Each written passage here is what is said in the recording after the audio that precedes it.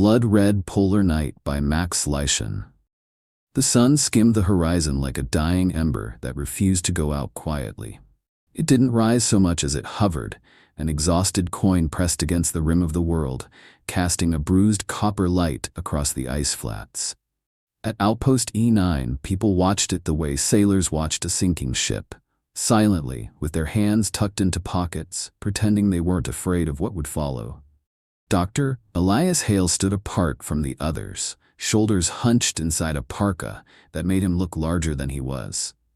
He was not built for heroics. His hands were slim, his wrists narrow, his face the careful kind you'd trust to read a chart or stitch a wound, not the kind you'd trust to break down a door.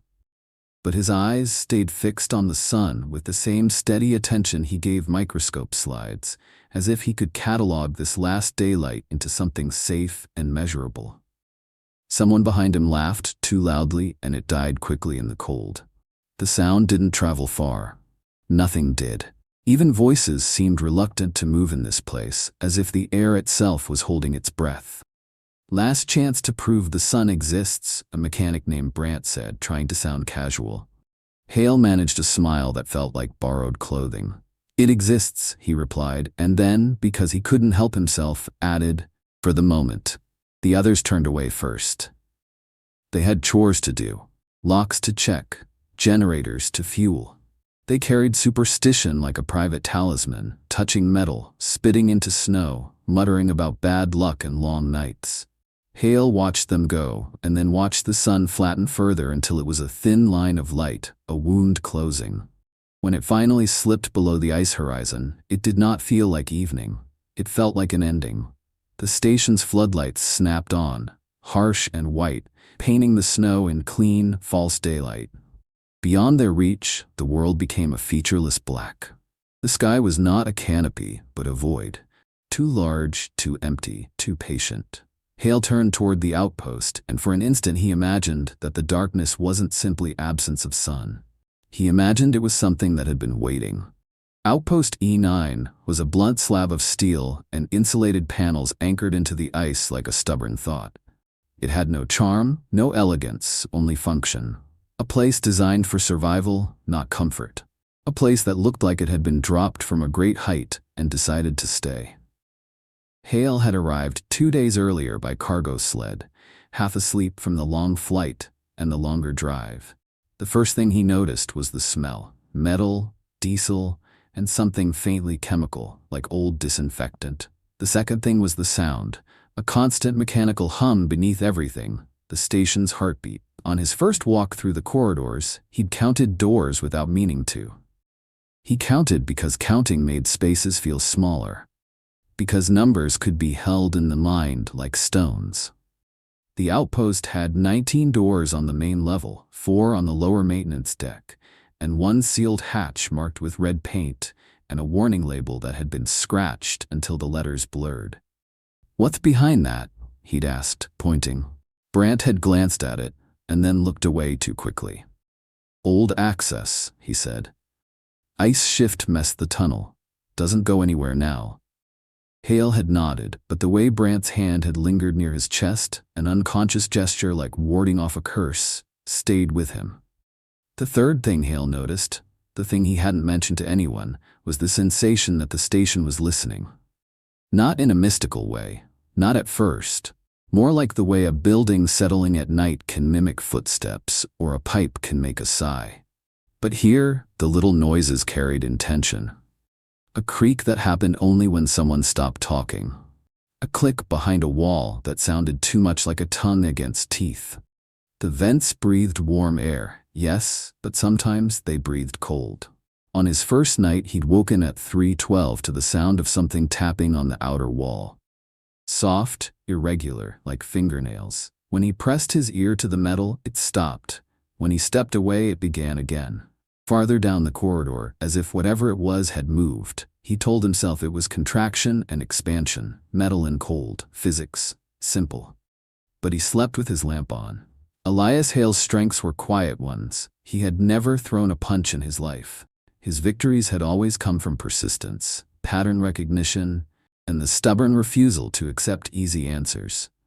He'd grown up sickly, the kind of child adults described as bright because it sounded kinder than fragile.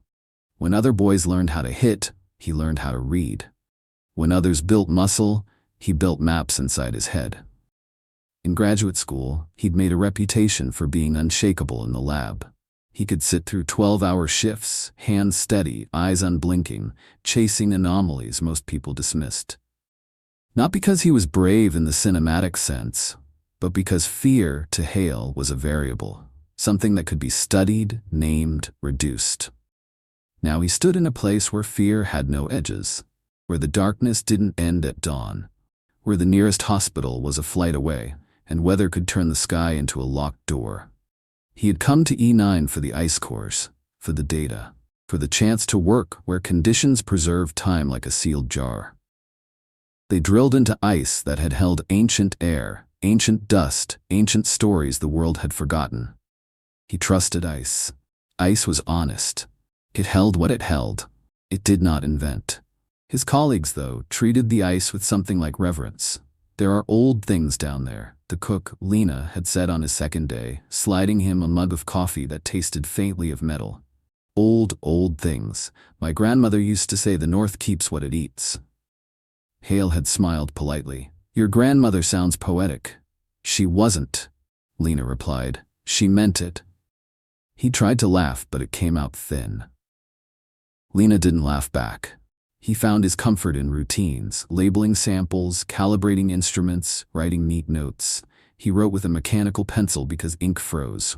He organized his workbench until everything had a place. If he could keep his tools orderly, perhaps the world would follow. Still, he kept a small flashlight in his pocket at all times, even inside the station. It wasn't just practical, it was an anchor. The first time Hale felt it, he thought it was the generator. A low tremor that passed through the floor like distant thunder. It came and went, no alarms sounded. No one remarked on it. The others moved around as if nothing had happened, boots thudding on metal plates. But Hale paused. He pressed his gloved palm to the floor. The vibration was subtle, more sensed than heard, but it was there. A slow, deep pulse that didn't match the mechanical rhythm of the station. He checked the generator logs. Normal. Checked the pump systems. Normal. Checked the temperature sensors embedded in the foundation. Normal. The vibrations returned at midnight. Again at 2:47. Again at 5:03. Not random. The next morning, he asked Brant about it in a tone that suggested casual curiosity rather than concern. Brant's jaw tightened. "Ice shift," he said. "Shift with a pattern?" Hale asked. Brant shrugged. "Everything has a pattern if you stare at it long enough." Hale stared at his own hand for a moment, remembering a childhood doctor telling him the same thing about symptoms. He didn't like the dismissiveness. Dismissiveness was what allowed small problems to become fatal ones.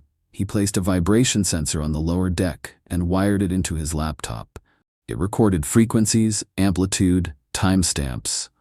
Data. Something solid. That night, when the station settled into its artificial quiet, Hale watched the line on the screen tremble. Just slightly, like a needle responding to a distant voice. The pulse rose. Fell. Rose again. Not like machinery, like something alive trying to sleep. On the fourth day of darkness, the wind died. That should have been a relief. Instead, the silence felt heavier than any storm. It pressed against the station's walls like an ear against a door. Hale volunteered for an exterior equipment check, partly because he wanted fresh air that didn't smell of diesel and coffee, partly because he wanted to prove to himself that the outside was still just outside. Snow, sky, cold. Brant went with him, carrying a toolkit. They stepped through the airlock into a world of light and shadow, the floodlights carving the snow into sharp angles. Beyond the radius of illumination, the darkness waited like deep water. Their breath puffed into the air, briefly visible, then gone. The cold erased things quickly. They walked toward the fuel line housing, boots crunching. The sound was loud in the stillness. Hale kept glancing into the black beyond the lights, expecting his eyes to adjust and show him nothing. But the darkness remained opaque, like a surface. Halfway there, Brant stopped. "What?" Hale asked, lifting his head. Brant's eyes were fixed on the snow beside the station's outer wall. "Hear that?" Hale listened. At first, only the faint electrical hiss of the lights. Then, crunch, a careful step in snow. Not theirs. Hale's throat tightened. He turned slowly, scanning the white ground. There was no one, no movement, no shadow shifting. Crunch. Closer now. Hale swung his flashlight toward the sound, though it seemed absurd to add a small beam to the floodlights. The snow glittered, empty. Fox? Hale offered, though he knew fox prints. He'd studied them once in a course on polar ecology. Their tracks told stories. These, there were none. Crunch. A footstep without an imprint. Brant backed up, instinctively putting the station to his left, as if needing a solid object between him and whatever the sound belonged to. Hale felt a childish urge to run, but he did not. Running was what prey did when it didn't understand the terrain. Instead, he spoke quietly, as if loudness might provoke something. "Wind shifting the surface?" he said. "There's no wind," Brant whispered. Crunch. Then a pause, a long, listening pause. Hale realized with a chill deeper than cold that the sound was mimicking their pace, mimicking the rhythm of human walking. As if whatever it was had learned how footsteps should sound, but not how footprints should be made. He forced himself to keep moving. "We finished the check," he said. "We go back in." Brant didn't argue. His hands shook as he opened the housing. Tools clinked louder than they should have. Hale kept his eyes on the darkness beyond the lights. He did not see anything, but he felt watched. The station radio became another source of noise that didn't behave like noise. It began with interference, something everyone expected in polar conditions. Static that rolled in like surf, a crackle, a pop, the occasional echo of distant outposts. Then the whispers started. Not words at first, just the shape of speech behind the static, the way you can tell someone is talking in the next room without understanding what they say. Lena was the one who noticed it openly. "Turn that down," she snapped at the communications officer Marta during breakfast. "It sounds like someone chewing." Marta frowned. "It's just weather. Solar." The radio crackled, and beneath it, faint as breath on glass, a voice murmured. Hale froze with a spoon halfway to his mouth. He glanced around. Others had paused too, their faces shifting from annoyance to discomfort. Marta's fingers tightened on the dial. "Outpost E9 to relay station," she said, professional. "Identify." Static answered. Then the whisper returned. This time, it almost formed a syllable. Hale leaned forward, heart ticking. His mind tried to interpret, to pattern match. Language, frequency, human. But the whisper didn't sound quite human. It was too soft, too close, like someone speaking from inside the radio itself, tongue pressed to the speaker. Marta switched channels. The whisper followed. She switched again. It followed. "Okay," Brant said, forcing a laugh. "That's enough horror movie for breakfast." Nobody laughed with him. Hale reached for his notebook. He wrote down the timestamps, the channel frequencies, the weather conditions. He asked Marta for the raw audio file. She gave it to him with a look that said, "Please make it be something normal." Hale listened to it later in his lab with headphones on. The static filled his ears like snow filling a mouth. And then? A whisper, clearer now, threading through the noise like a needle through cloth. He couldn't make out words, but he could make out intention. The whisper wasn't random. It was trying to speak to them, or through them, or about them. In the final seconds of the recording, the static dipped just for a breath, and the whisper seemed to form a sound that struck Hale's nerves like ice water. His name, not spoken cleanly, but shaped, as if something that had never used a human mouth was practicing. Meteorologist Anya Feld was the kind of person who joked too often to keep her fear from showing. She was small, sharp-eyed, always moving. She slept in short bursts and drank coffee like it was medicine.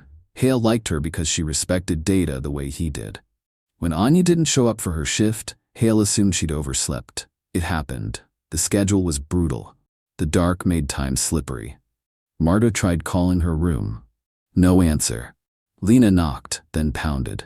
No answer. Brant made a comment about sleeping through the apocalypse, but the humor didn't land. They opened Anya's door using the master override. The room was empty. Her bed was made with hospital corners. Her boots were gone. Her parka gone. Her weather tablet gone. The only thing left was her mug, half full of cold coffee, sitting on the desk beside a small notepad. A few lines of handwriting were visible.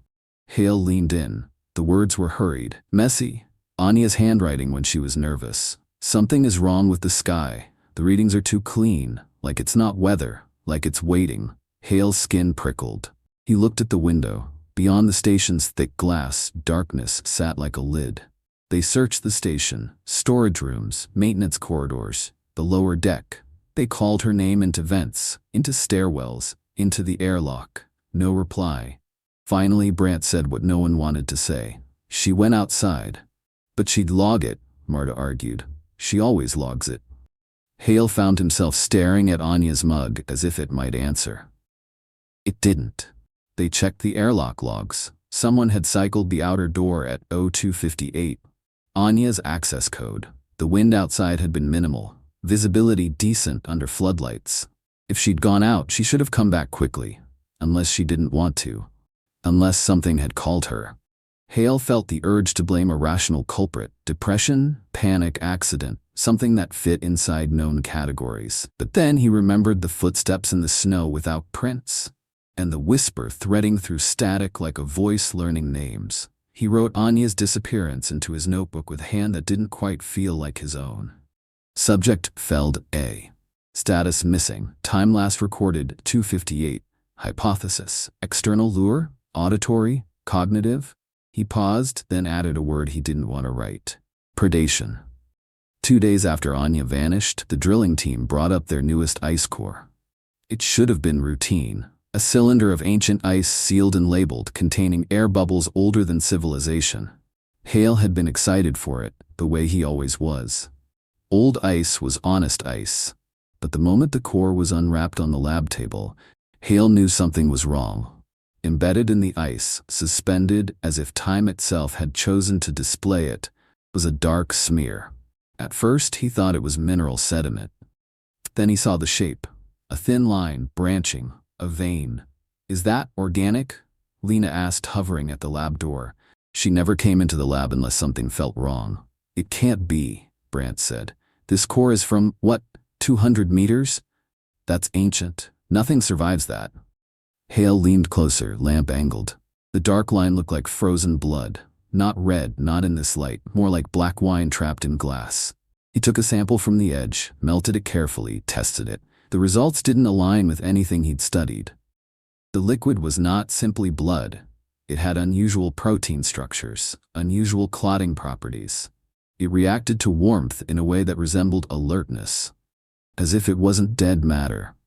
As if it was waiting for temperature to rise. Hale felt a cold sweat under his layers. He remembered the vibrations beneath the floor, the rhythmic pulse. He checked the timestamps on his vibration sensor. The pulse had grown stronger the same day the core came up. A coincidence, his mind tried to insist. 2 unrelated anomalies. But the station seemed to respond to the core's presence. The lights flickered once, the vents exhaled colder air. The radio whispered again, briefly, like a satisfied sigh. Hale sealed the sample in a reinforced container and wrote a warning label in thick black marker. Do not thaw full core without supervision. He added another note beneath it, smaller, almost ashamed of itself. If this is blood, whose blood is it? The body was found because Hale couldn't stop thinking about patterns. Anya was gone. The radio whispered. The vibration sensor recorded a pulse beneath the station, like a slow, buried heart. The ice core contained something organic that shouldn't exist. The station was a web of anomalies, each thread pulling toward the same, unseen center. Hale asked for the most recent ground-penetrating radar scans. Brant resisted. We're not going on a treasure hunt, he said. We're trying to keep the station running.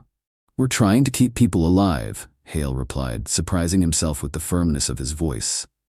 Brant stared at him for a moment, then looked away. Fine, he muttered. 1 scan. They ran the radar near the station's foundation, focusing on the area behind the sealed hatch. The screen filled with familiar layers, ice density shifts, buried debris, old drilling scars. Then the scan hit something that didn't belong. A void beneath the ice shelf, a cavity, and inside the cavity, a shape. Hale leaned closer until his breath fogged the monitor. The shape was elongated, human-like but wrong in proportion. Too still. Too preserved. Could be a seal, Brant said automatically. Hale shook his head. Not at this depth, not in that shape. Marta crossed herself, quietly, almost imperceptibly. Hale noticed anyway. They went out with ropes and lights, cutting into the ice shelf where the radar indicated. The work was slow. The cold ate at fingers. The darkness pressed close around the floodlit circle of activity like a crowd watching an execution. When the final layer broke, the cavity opened like a mouth. A smell rose from it. Dry, ancient, and faintly metallic. Not rot, not decay. Preservation. Hale shone his light down. The body lay within, encased in clear ice like an insect in amber. It wore something that had once been clothing. Dark fabric, stiff with age, pressed flat against its limbs. Its hair floated slightly in the ice, a shadow halo. Its face was pale, unnaturally pale, even after all these years. Its eyes were open. Not staring exactly. More like waiting. Hale's pulse hammered. He wanted to step back. He wanted to seal the cavity and pretend he'd never seen it. Instead, he did what he always did when confronted with the impossible. He observed. He noted details. The angle of the jaw, the length of the fingers, the way the teeth, visible between slightly parted lips, looked subtly sharper than human teeth should. Brant swallowed hard. How long has it been there? Hale looked at the ice layers. Long, he said. Long enough that no one should still look like that. As if the thing beneath the ice had never been entirely dead. As if it had simply been sleeping. The first nightly breathing, heard beneath the station that night, the station felt smaller. People spoke less. Doors were checked twice. Marta kept the radio volume low, as if quiet might keep the whispers from forming words. Hale returned to his lab and reviewed the day's recordings. He studied the radar images. He replayed the audio file. He compared the vibration timestamps to their drilling schedule. He built a model in his mind, the station above, the ice shelf below, the cavity containing the body, the sealed hatch leading to an old access tunnel. A sleeping predator. Not a myth, a biological fact buried under centuries of ice. At 1:14, the vibration sensor spiked. Hale sat up in his cot on the lower deck, awake instantly, as if his body had been waiting for this moment. The station lights hummed. The air tasted colder. Then he heard it. Not through the vents. Not through the radio. Through the floor itself. A slow, deep sound that did not belong to metal or machinery. Inhale. A faint tremor. Exhale. Longer. Heavier. It was not loud. It didn't need to be. It filled the station the way a distant drum fills a forest. Felt more than heard. A rhythm that made your bones remember they could be broken. Hale slid out of bed and pressed his palm to the floor panel. The cold bit him through the glove. Inhale. Exhale. He realized, with a clarity that felt like vertigo, that he had been wrong to think the station's heartbeat was the generator. This was older, slower, patient. The station was not simply sitting on ice, it was sitting on something that was breathing. Hale moved to the corridor. Doors were opening. Faces appeared, pale, tense, eyes wide. Lena stood barefoot in the doorway of the galley, hair loose, as if she'd been pulled from a nightmare. "You hear it?" she whispered. Hale nodded once. Brant emerged next, gripping a wrench as if it were a weapon. It looked laughably small in his hands. He swallowed, listening. Inhale. Exhale. Marta's voice came softly from the communications room. "The radio, it's..." Static rose, then dipped, and a whisper slid through like a blade through cloth. Not a word this time, a sound like satisfaction. Hale's mind raced, not toward panic but toward structure, toward cause and effect, toward what he could do with what he knew. Warmth wakes it, he thought. Movement wakes it, noise wakes it. And we, by drilling, by thawing, by bringing it light and heat, we have been ringing a dinner bell in the dark. He turned toward the sealed hatch at the end of the maintenance corridor. The red warning paint looked darker now, like dried blood. The breathing continued beneath them, slow and steady, like a giant animal dreaming. Hale felt the urge to run again. But he didn't. He forced himself to stand still and listen. The way you listen to a storm you cannot stop. Because strength would not save them here. Only understanding might.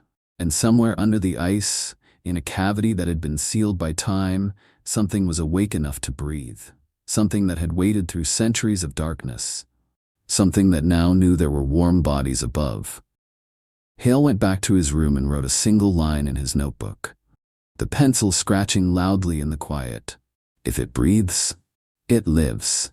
If it lives, it will feed. He stared at the words until the pencil trembled in his hand. Then, as if responding to being named, the breathing below the station deepened, just slightly, as though the thing beneath the ice had heard him thinking. And in the endless polar night, Outpost E9 felt less like a shelter and more like a lid. They moved the thing under a sky that wasn't a sky anymore. Floodlights carved a circle of harsh whiteness into the endless night, and within that circle the crew looked like actors on a stage, small, tense shapes in heavy gear, performing a task none of them wanted to name. The cavity in the ice shelf gaped open behind them, like a mouth that had finally decided to speak. The body was heavier than it should have been. Not because of mass alone, but because of the ice around it, clear and thick, clinging like glass. It wasn't just frozen, it was kept, preserved with a careful cruelty, as if the world had made a decision about it long ago and maintained that decision with patient discipline. Brant rigged the straps with hands that shook despite the gloves. He muttered the same sentence under his breath over and over, like a mantra to keep his mind from slipping. "Just a specimen," he said. "Just ice, just a specimen." Elias Hale didn't correct him. Hale knew what Brant was doing, wrapping language around fear, trying to make it fit. Hale did the same thing, only with different words. Anomaly, preservation, dormant state, metabolic suppression. Vocabulary as insulation. They slid the ice-encased body onto a reinforced transport sled. The runners screeched softly over packed snow. That sound, metal against ice, felt obscene, like scraping a knife across a plate. Halfway to the airlock, Hale felt it again, the vibration. A slow pulse rising through the snow beneath his boots, up into his legs, as if the ground itself had a rhythm. It was faint, but it made the hairs at the back of his neck lift beneath his hood. He paused. "Don't stop," Brant snapped too sharply. "I'm not stopping," Hale replied quietly and forced his feet to move again. They hauled the sled into the airlock, the outer door sealed. Pressure equalized with a sigh that sounded too much like relief. When the inner door opened, warm air spilled over them. Artificial warmth, smelled of metal and old coffee, and for a moment Hale thought irrationally that the station was exhaling. They brought the body down the corridor on a wheeled cart, the ice block glinting under fluorescent lights. The crew they passed stepped aside without speaking, eyes tracking the cargo. No one asked questions. No one made jokes. The station was listening again. Hale led them into the lab and shut the door behind them. When the latch clicked, it sounded final. Under the lab's clean lights, the body looked less like a rumor and more like a fact. The ice around it was nearly flawless, clear enough that you could see the details without distortion. The figure inside wore fabric that wasn't quite fabric. Dark, tight-weave material that had survived in a way modern textiles didn't. It clung to limbs that were long but not exaggerated, elegant in a way that suggested something old and deliberate. Hale leaned close to the surface of the ice, his breath fogging it. He forced himself to focus on what he could measure. The hands were wrong. Not monstrous, not theatrical, just subtly off. The fingers were slightly longer, the joints arranged with a precision that made them look like tools. The nails, visible even through the ice, were smooth and pale, not chipped or broken like most human nails would be after a life. They looked maintained. The face was worse, not because it was horrifying, but because it was still. Human faces always carried the residue of living. Tiny asymmetries, habits carved into muscle, the slackness of sleep or death. This face carried none of that. It was composed. Set. Hale shifted the lamp angle and caught the teeth. Two upper canines were longer than they should have been. Not dramatically, not like a costume, just enough to make Hale's mind hesitate. Enough to turn every old story he'd ever dismissed into something that suddenly felt too close. Brant stood behind him, arms folded so tight his shoulders rose toward his ears. Tell me it's some kind of mutation, he said. Hale swallowed. His throat felt dry despite the humidity. Mutations don't explain the clothing, he said. Or the preservation. Lena hovered at the doorway, as if the lab's threshold was a line she didn't want to cross. Her eyes flicked from the body to Hale. My grandmother said some things don't rot, she whispered. Some things don't die the way we do. Hale didn't answer. He didn't want to encourage superstition, but he couldn't deny what his own eyes were telling him. This was not a normal corpse. This was something sealed away. They had protocols. Of course they did. E9 existed because of protocols. Every action was logged, every sample labeled, every thawing procedure timed and monitored. There were rules for ice cores, rules for contaminated material, rules for biological specimens. But there were no rules for a body that looked like it had been sleeping for centuries. Hale insisted on caution. He ordered the block moved to the lowest temperature-controlled chamber in the lab, the one used for sensitive samples. He set sensors on the ice surface, thermal probes, vibration monitors, humidity detectors. He built a data net around the thing like a fence made of numbers. We don't thaw it, Brant said, voice tight. We keep it frozen. That's the smartest thing. Hale agreed, which surprised even him. He had come here for discovery, for knowledge. But the breathing beneath the station had changed something in him. Curiosity was still there, but it had been tempered by instinct. We keep it stable, Hale said. We observe, we document, we do not. A soft click interrupted him. One of the temperature readouts flickered. Hale frowned. That shouldn't happen. He checked the chamber's thermostat. The setting hadn't changed, and yet the surface temperature of the ice block had risen by nearly 2 degrees. Generator fluctuation? Marta asked from behind, her voice small. Hale checked the power logs. Stable.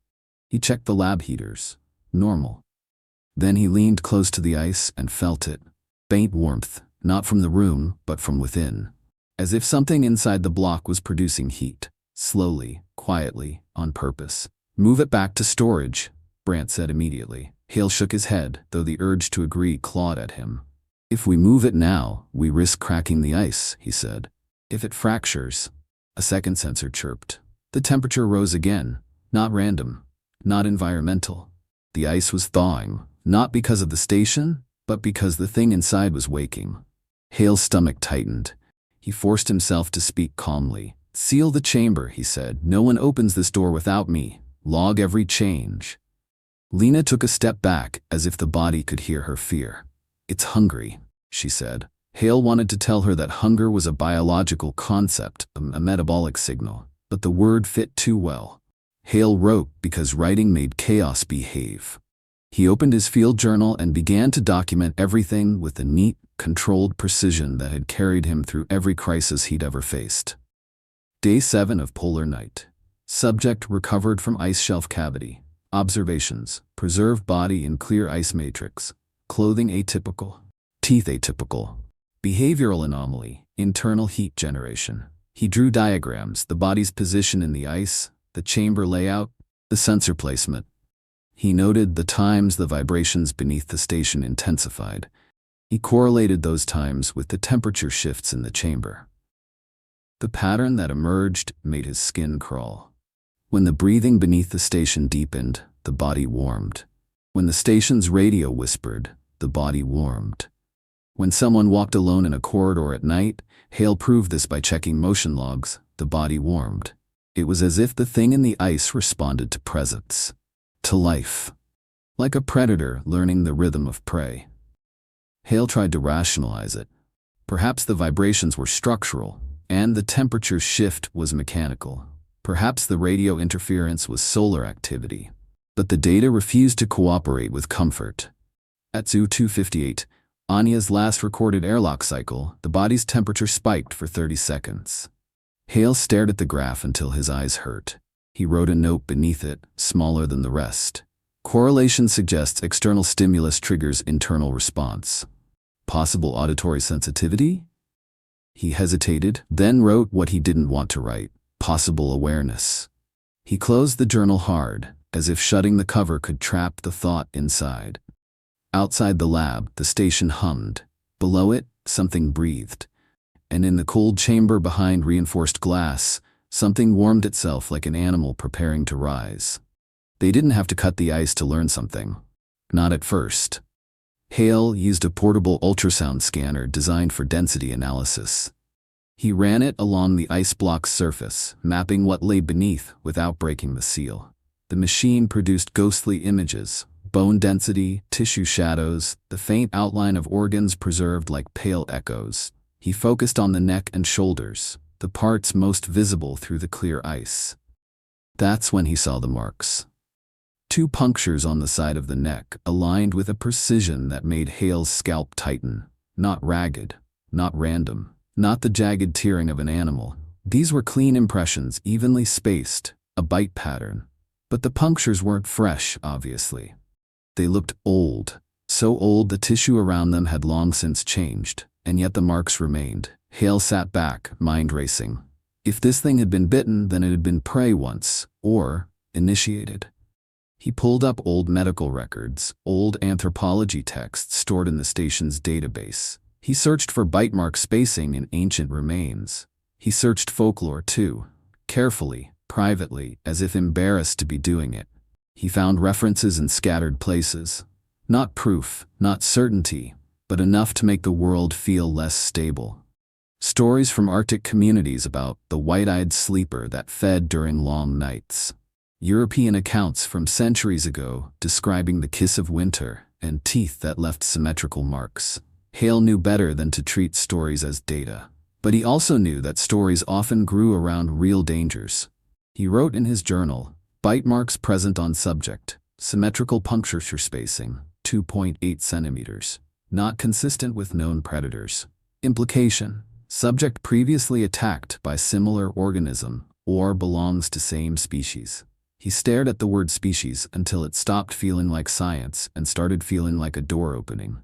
The eyes had been open since the day they found it. Hale told himself that meant nothing. Bodies froze the way they froze. Muscle tension held expressions. Ice preserved accidents. But on the 9th night of darkness, Hale sat in the lab, listening to the vibration sensor's slow pulse, and felt a shift in the room that had nothing to do with temperature. The hairs along his arms rose. He looked up. The cold chamber was across the room, the ice block faintly visible through the small reinforced window. The station lights reflected off the glass, turning the chamber into a dim mirror. For a moment, Hale saw his own face in it. Pale, tired, eyes too wide. Then something in the reflection moved. Hale stood so fast his chair scraped the floor. His breath came quick, loud. He stepped closer to the window, lamp in hand. Inside the chamber, the body's eyes were open, yes, but the direction of their gaze had changed. They were looking straight at the glass. Straight at him. Hale's mind refused it at first. He searched for explanations, a trick of reflection, a shift in his own position, a distortion in the ice. Then the eyelids lowered slowly, just a fraction, a blink. Not the twitch of thawing tissue. A deliberate, controlled movement. Hale froze, lamp trembling slightly. He felt ridiculous, like a man afraid of a mannequin. But the fear wasn't childish. It was ancient. It was the recognition that something that should not move had moved. A soft crack sounded from inside the chamber. Hale jerked back, heart slamming. The ice block was changing. Hairline fractures appeared near the chest area, delicate as spiderwebs. And beneath the faint hum of the station, Hale heard something else. Not the breathing under the floor. A second breathing. Close, contained, waiting. Panic changes the texture of a place. It thickened the station's air, made corridors feel narrower, made conversations sharper and shorter. People stopped being casual with each other. Smiles became rare, forced. Even the cook's voice lowered, as if speaking too loudly might attract attention. The first sign that their situation was moving from strange to dangerous came from the medical unit. Lena found it during inventory. "We're missing blood," she said, storming into the lab with her clipboard clutched like a weapon. Hale looked up from his notes. "Missing what?" "Blood bags," Lena snapped. 3 units. O negative. Brant, who had been hovering at the lab door more often lately, stiffened. "That's impossible. The med fridge is locked." "Then explain it," Lena said, eyes flashing. Because I didn't drink it. Hale's stomach dropped. The word blood echoed in his mind, not as a medical supply but as a signal. He followed Lena to the medical unit. The fridge was indeed locked. No signs of forced entry, the seal intact, the temperature stable. Hale checked the key log. Only Lena and Marta had access. Marta swore she hadn't been in there. Lena's anger shifted into fear. So how? Hale didn't answer. He didn't have an answer that fit the world he wanted to live in. He checked the security camera footage in the med corridor. The camera had glitched at 3:07. A brief blackout. When the image returned, the corridor was empty. But the med fridge door was open. Only slightly. Just enough to suggest fingers had touched it. No one appeared on screen. No one walked in. No one walked out. The door simply opened. Hale watched the footage 3 times, then a 4th. Each time, his skin grew colder. He finally spoke, voice low. "We need to lock down the station. No one walks alone. No one." A distant click sounded in the corridor behind them. A soft, patient sound, like a latch being tested. After the blood disappeared, the doors began to behave like lies. A locked door would be found open. A sealed hatch would show fresh frost patterns around its edges, as if warm air had passed through. A cabinet in the lab, secured with a padlock, would be discovered unlatched, the lock still hanging in place as if mocking the concept of security. Hale checked the locks. He tested them. He replaced some. He added secondary latches. He taped paper strips across door seams so he could tell if they'd been opened. Every morning, he found at least one strip broken, not ripped violently, just peeled, carefully, as if whatever was moving through the station had patience and hands that understood the world of hinges and latches.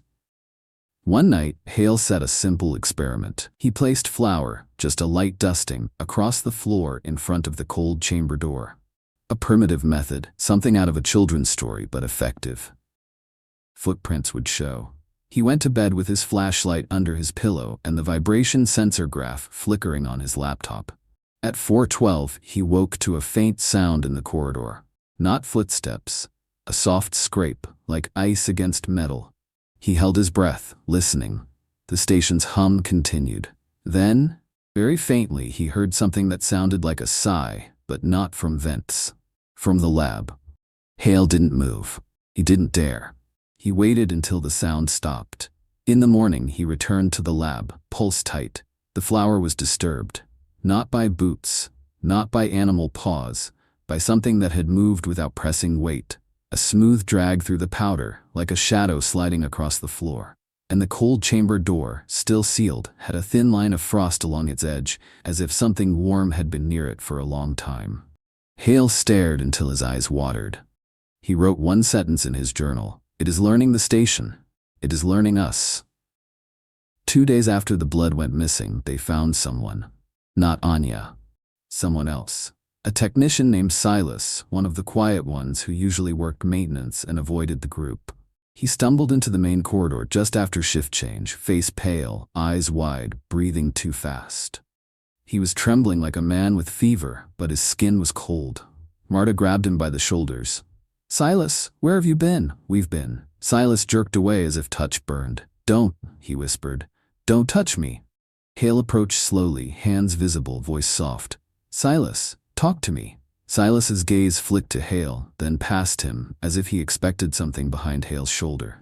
"I saw it," Silas said, and his voice cracked on the word. Brant swore under his breath. "Saw what?" Silas swallowed, throat working. "In the ice tunnel," he whispered. "By the old hatch. I heard breathing, so I went down. I shouldn't have, His eyes flooded with tears that froze at the corners. "It was there," he said. Not fully, like a shape in frost, like the ice was showing it to me." Hale felt his stomach knot. "What did it look like?" he asked, though every part of him wanted Silas to stop talking. Silas's mouth opened and closed once as if he couldn't make the words fit. "Teeth," he finally said. "Not teeth, fangs, in the ice, like it was smiling through it." Lena covered her mouth. Silas's gaze snapped to the ceiling vents. "And it knew my name," he whispered. "It didn't say it with a voice. He pressed a fist to his chest. It said it in here." Hale's mind raced. Auditory hallucination? Stress response? Suggestibility? But Silas's fear wasn't theatrical. It was raw and specific. "What happened next?" Hale asked. Silas shook his head violently. "It moved," he whispered. "Not like walking, like the dark moved. And then I was in the corridor and my hands were bleeding from the door and I didn't remember running." Hale looked at Silas's hands. The knuckles were scraped, raw from impact. Not torn, not grotesque, just the blunt damage of someone who had slammed into a latch in panic. Hale felt a cold certainty settle into him. Whatever was in the ice did not need to chase people the way humans chased. It could pull them, call them, make them come close enough on their own. That night, Hale didn't sleep. He sat in the lab with his journal open, the vibration sensor graph crawling across his laptop screen.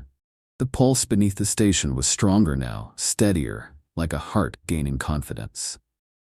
The cold chamber's internal temperature rose and fell in small waves. The sensors recorded microfractures in the ice block, tiny changes in pressure, as if the ice was being pushed from the inside. Hale replayed the radio recordings until his ears felt full of static. He isolated frequencies, filtered noise, tried to find patterns.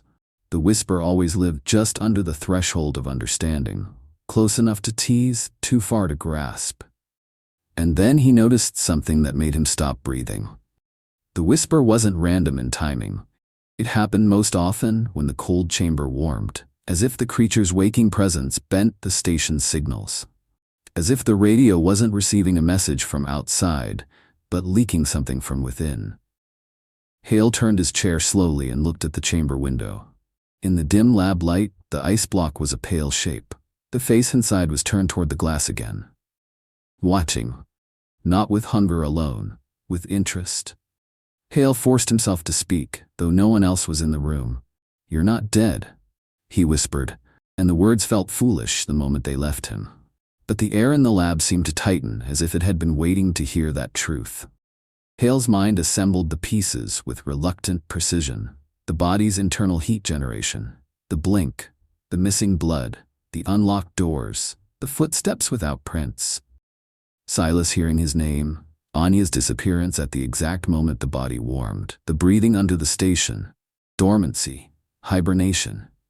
A long sleep in ice, broken by human warmth and noise. A predator preserved by cold, awakened by intrusion. Hale wrote in his journal with a hand that steadied only because he forced it. Conclusion. Subject is not a corpse. Subject is a living organism in prolonged dormant state. Reactivation likely triggered by environmental change. Drilling, heat, human presence. Risk. Escalating. Predatory behavior suspected. He stared at the last line. Predatory behavior suspected. That was what you wrote in reports. That was what you said when you wanted to sound rational. But the word that kept pushing at the edges of his thoughts was older, darker, and far less professional. Vampire. Hale rubbed his face, exhausted. He was not a fighter. If this became physical, he would lose. He knew it with the same calm certainty he knew his own blood type. So he did what he had always done when confronted with something stronger than him. He planned. He studied. He sought rules in the chaos. Because if this thing truly was waking beneath their feet, if it was learning doors and names and the taste of human blood, then the only advantage Hale could claim was the one he had carried his whole life. He could think while others panicked. He could watch while others ran. And if the creature was not dead, only dormant, then the worst part was not what it had done. The worst part was what it would do once it fully opened its eyes. In the corridor outside the lab, a soft click sounded, like a latch being tested gently, patiently, followed by a faint, satisfied exhale that did not belong to the station's vents. Hale didn't move, he only listened. And beneath the metal floor, the breathing answered back, slow and deep, as if the ice itself had become lungs. As if something below had finally remembered how to live. The station stopped feeling like a building and started feeling like a drum. It began subtly, a pulse through the floor that you could dismiss as settling metal or shifting ice. But the longer Hale listened, the more he realized it wasn't random and it wasn't mechanical. It had cadence. It had a pause that felt intentional, a silence between beats that carried weight. Inhale, exhale. Then the deeper movement below, a pressure wave that traveled up through the foundation plates into the soles of their boots. Thump. A low roll of vibration. Thump. It started arriving at the same intervals. Not perfectly, but close enough to suggest biology rather than machinery. Like a heart that had been slow for centuries and was now remembering speed. Hale sat on the lower maintenance deck with his laptop balanced on his knees, watching the waveform crawl across the screen. Each spike was small, but they came with a stubborn regularity. He lined them up with timestamps and realized something that made his throat tighten. It wasn't merely rhythmic, it was synchronizing. The pulse beneath the station was beginning to match the station's own hum. Generator cycles, heating cycles, even the shift changes when people moved more through the corridors. It was learning the building as if it were learning a body, or claiming one. He pressed his palm to the floor again and held it there, eyes closed, letting the vibrations speak through his bones. Thump. Thump. Not loud, not dramatic, just present. Like something awake enough to count time. The sealed hatch at the end of the maintenance corridor had always bothered Hale. It was the only place in the station that looked intentionally avoided, as if the metal itself carried a stigma. After Silas's confession, Hale couldn't ignore it any longer. He convinced Brant to open it, not fully, not at first. Just enough to confirm what the tunnel looked like, to see whether there were structural risks. Hale framed it as a safety inspection, and Brant agreed because fear makes people cling to tasks they can pretend are normal. They cycled the hatch's old mechanisms. The metal groaned in protest. When the hatch finally gave, it did so with a reluctant sigh. Cold air spilled out, sharper than anything in the station. It smelled of ancient frost and something faintly metallic, like a coin held too long in the mouth. Their headlamps cut into the tunnel beyond. The ice corridor was narrower than Hale expected, carved long ago and partially collapsed in places. Walls glistened, thick with hoarfrost that caught the light in sharp crystals. It looked like a vein through the ice, an artery once used, now abandoned. Except it wasn't abandoned. Not really. Halfway down the tunnel, Hale's light caught marks on the wall. Symbols. Not random scratches. Not tool gouges.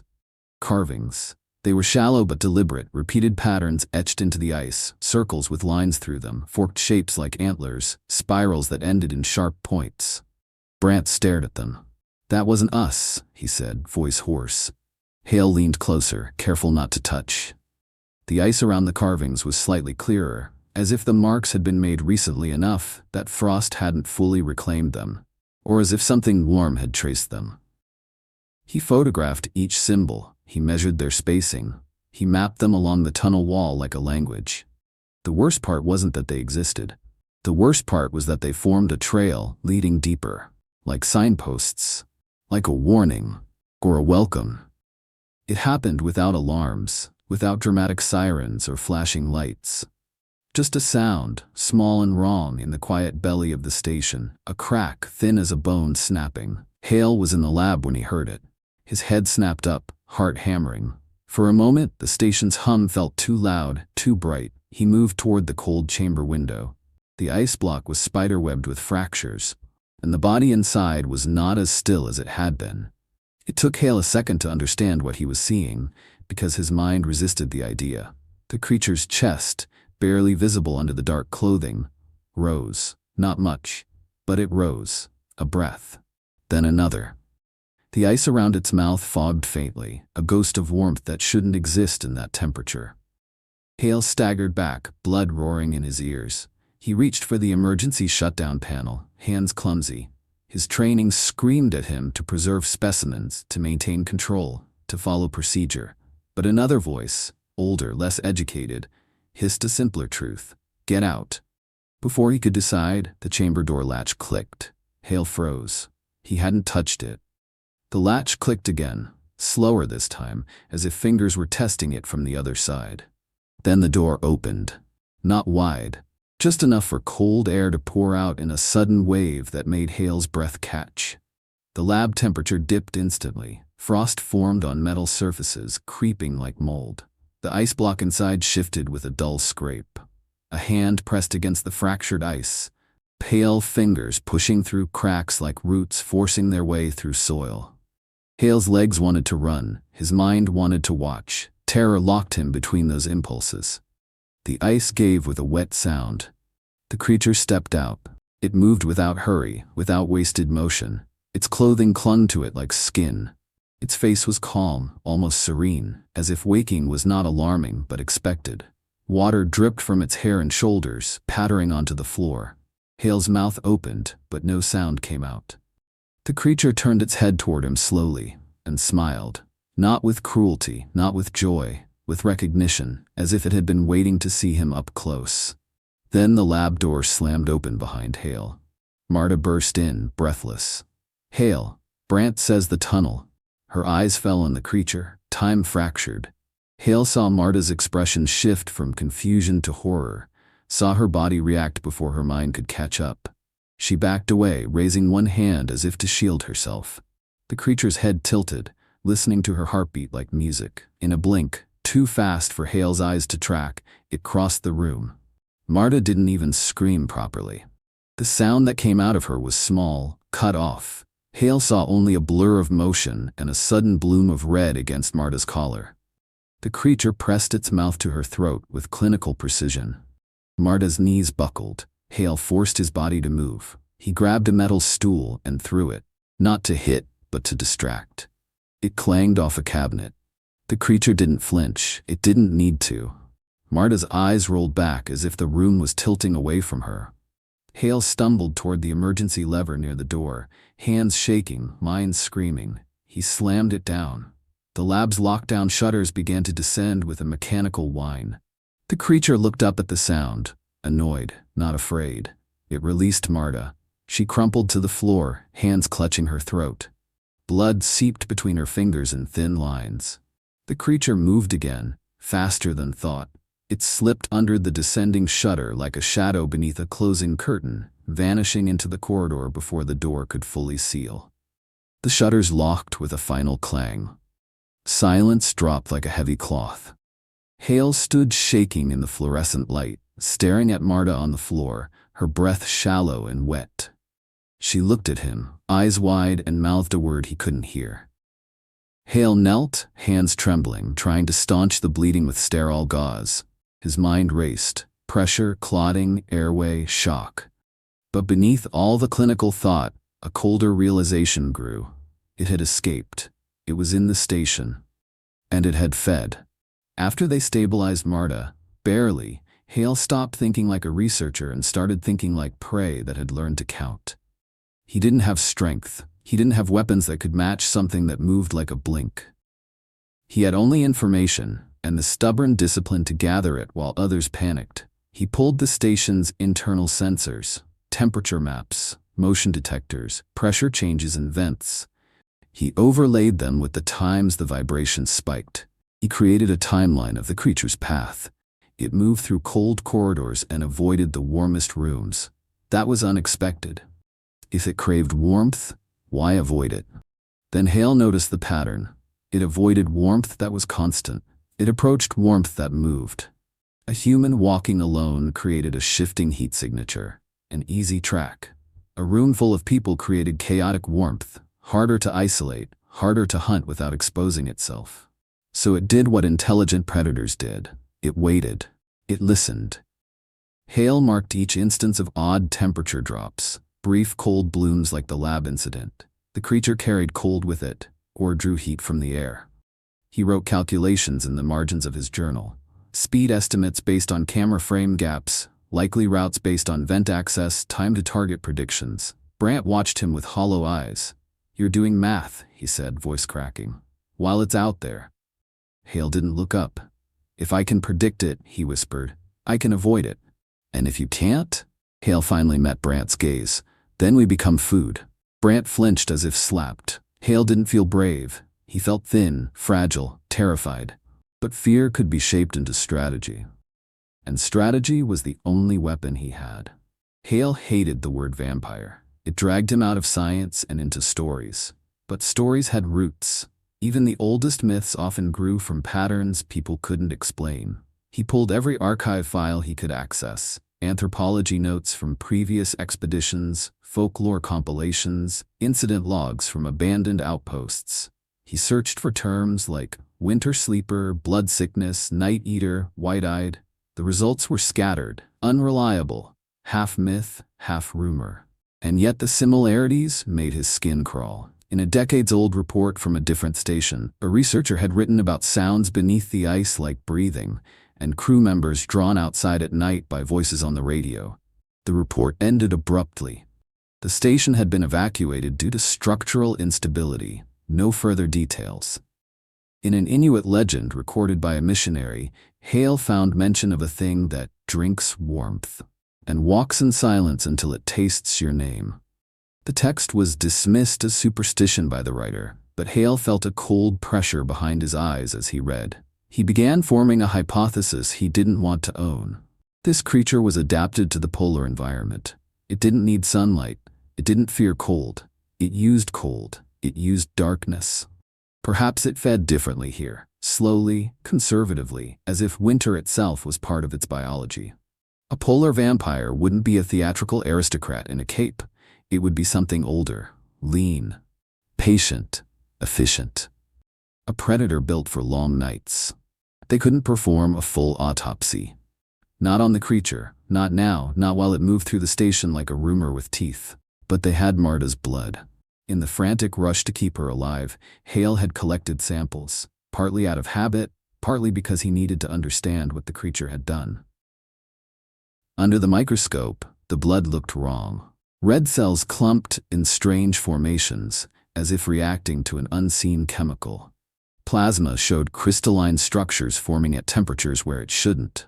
It was as if cold had been introduced at a cellular level, cold that persisted even in warmth. Hale tested clotting time. It was abnormal. He tested oxygen saturation. It dropped faster than expected, as if something had stripped the blood of more than volume. Marta's skin remained pale even after transfusion.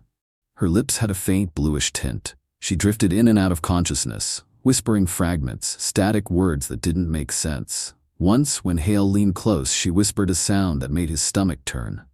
His name. Not quite his name, a practiced shape of it. Hale wrote notes with shaking hands.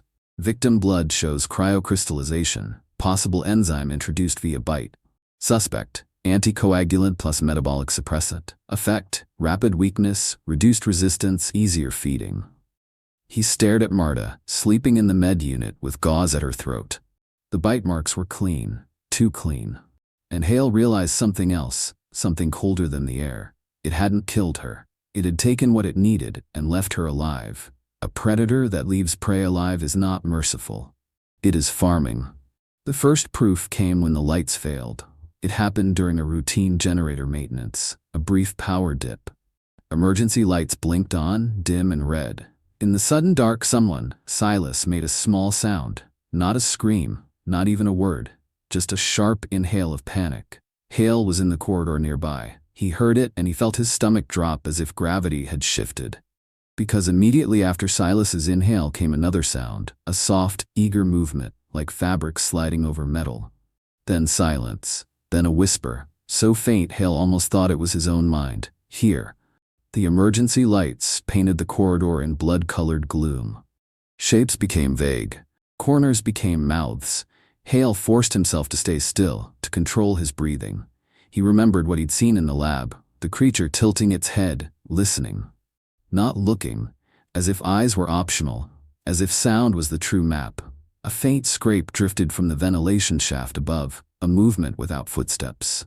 Hale imagined pale fingers gripping metal, a body moving along the duct like a spider. He wanted to run. He didn't. Running made noise. Instead, he pressed his back against the wall and became quiet as the cold. Somewhere down the corridor, something moved, fast, silent, purposeful. Then in the distance, a door clicked open. A soft gasp, a short, cut-off cry, and then nothing. The emergency lights hummed on. Brant found Hale still pressed to the wall, eyes wide, mouth tight. "What happened?" Brant whispered. Hale swallowed. "Don't talk," he whispered back. "Listen."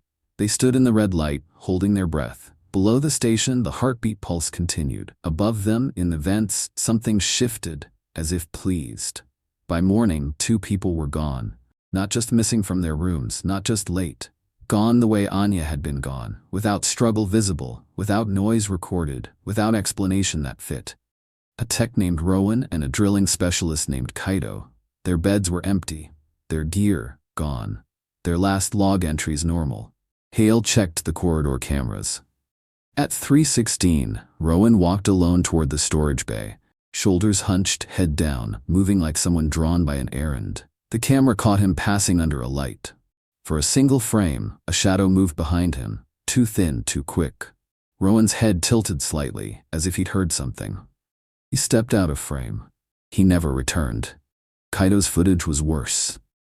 At 4:02, he left the sleeping quarters. He paused outside the sealed hatch area, as if uncertain. He looked down the corridor toward the old tunnel. Then he smiled faintly. Not happily. Dreamily, like a man answering a familiar voice. He walked toward the hatch. The camera feed glitched, static for 3 seconds. When it returned, the corridor was empty. Hale stared at the screen until his eyes burned. It wasn't just hunting, it was calling, using sound, using whispers, using names. The station crew gathered in the common room, faces drawn, eyes shining with fear. Brant slammed his fist on the table. "We lock ourselves in one room and wait for rescue," he said.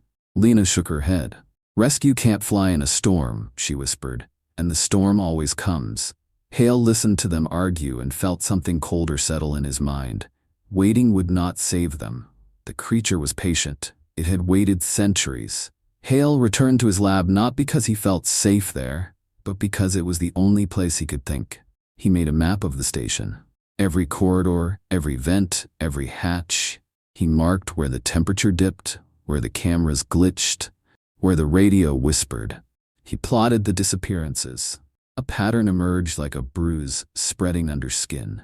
The creature moved primarily through the lower deck and old tunnel access points. It avoided open common areas unless it had to. It struck when people were alone, when sound was minimal, when the station's own hum masked its movement. It preferred the hours between 2:30 and 5. Hale wrote, "Hunting window, 0230 U5. Activity increases with isolation, likely uses auditory mimicry to lure prey. Vent access probable." He began testing. He placed small audio recorders in corridors, tiny devices meant for wildlife studies. He set them to activate at specific decibel thresholds. He placed powdered chalk in vent shafts to see if anything disturbed it. He used thin fishing line with paper tabs across door seams, the simplest indicators. Every morning, he reviewed. Every morning, something new made his stomach tighten. A recorder captured a sound at 3:48, a whisper that wasn't quite speech, followed by a soft click like a tongue against teeth. Another recorder captured a different sound, a low, satisfied hum, like a creature purring without knowing what purring was.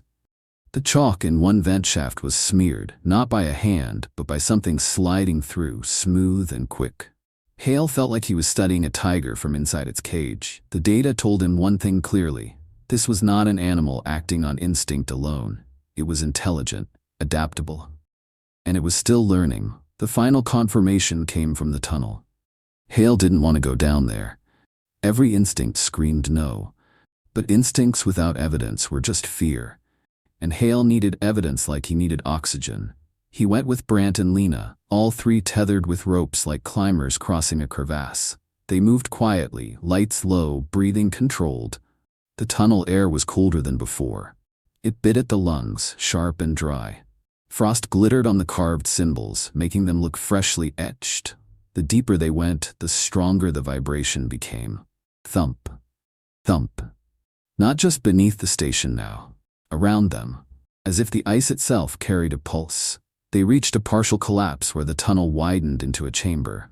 The ceiling arched in frozen curves, the walls smooth as if shaped by something purposeful rather than erosion.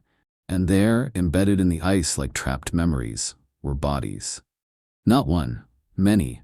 Some were only bones, some were partially preserved, faces frozen in expressions of shock or pleading or blank surrender. They were arranged, not scattered, placed. Hale's throat tightened. He forced himself to examine, to categorize. He saw bite marks on several necks. He saw punctures on wrists. He saw evidence of partial feeding, enough to weaken, not always enough to kill. He didn't kill them all, Lena whispered, voice shaking. He kept them. Hale's eyes tracked the chamber walls. He saw thin channels carved into ice, like grooves. Blood had flowed here once, perhaps many times. Slow feeding, conservation, a pantry preserved by winter. At the far end of the chamber, Hale saw a darker patch in the ice, a hollow like the cavity where they'd found the creature. An empty cradle. And beside it, a smear of frost that looked newly disturbed. Brant's breathing quickened. "We need to go," he whispered. Hale nodded, but his eyes caught one more detail. A set of symbols carved into the ice near the empty cradle. Not random, not warning.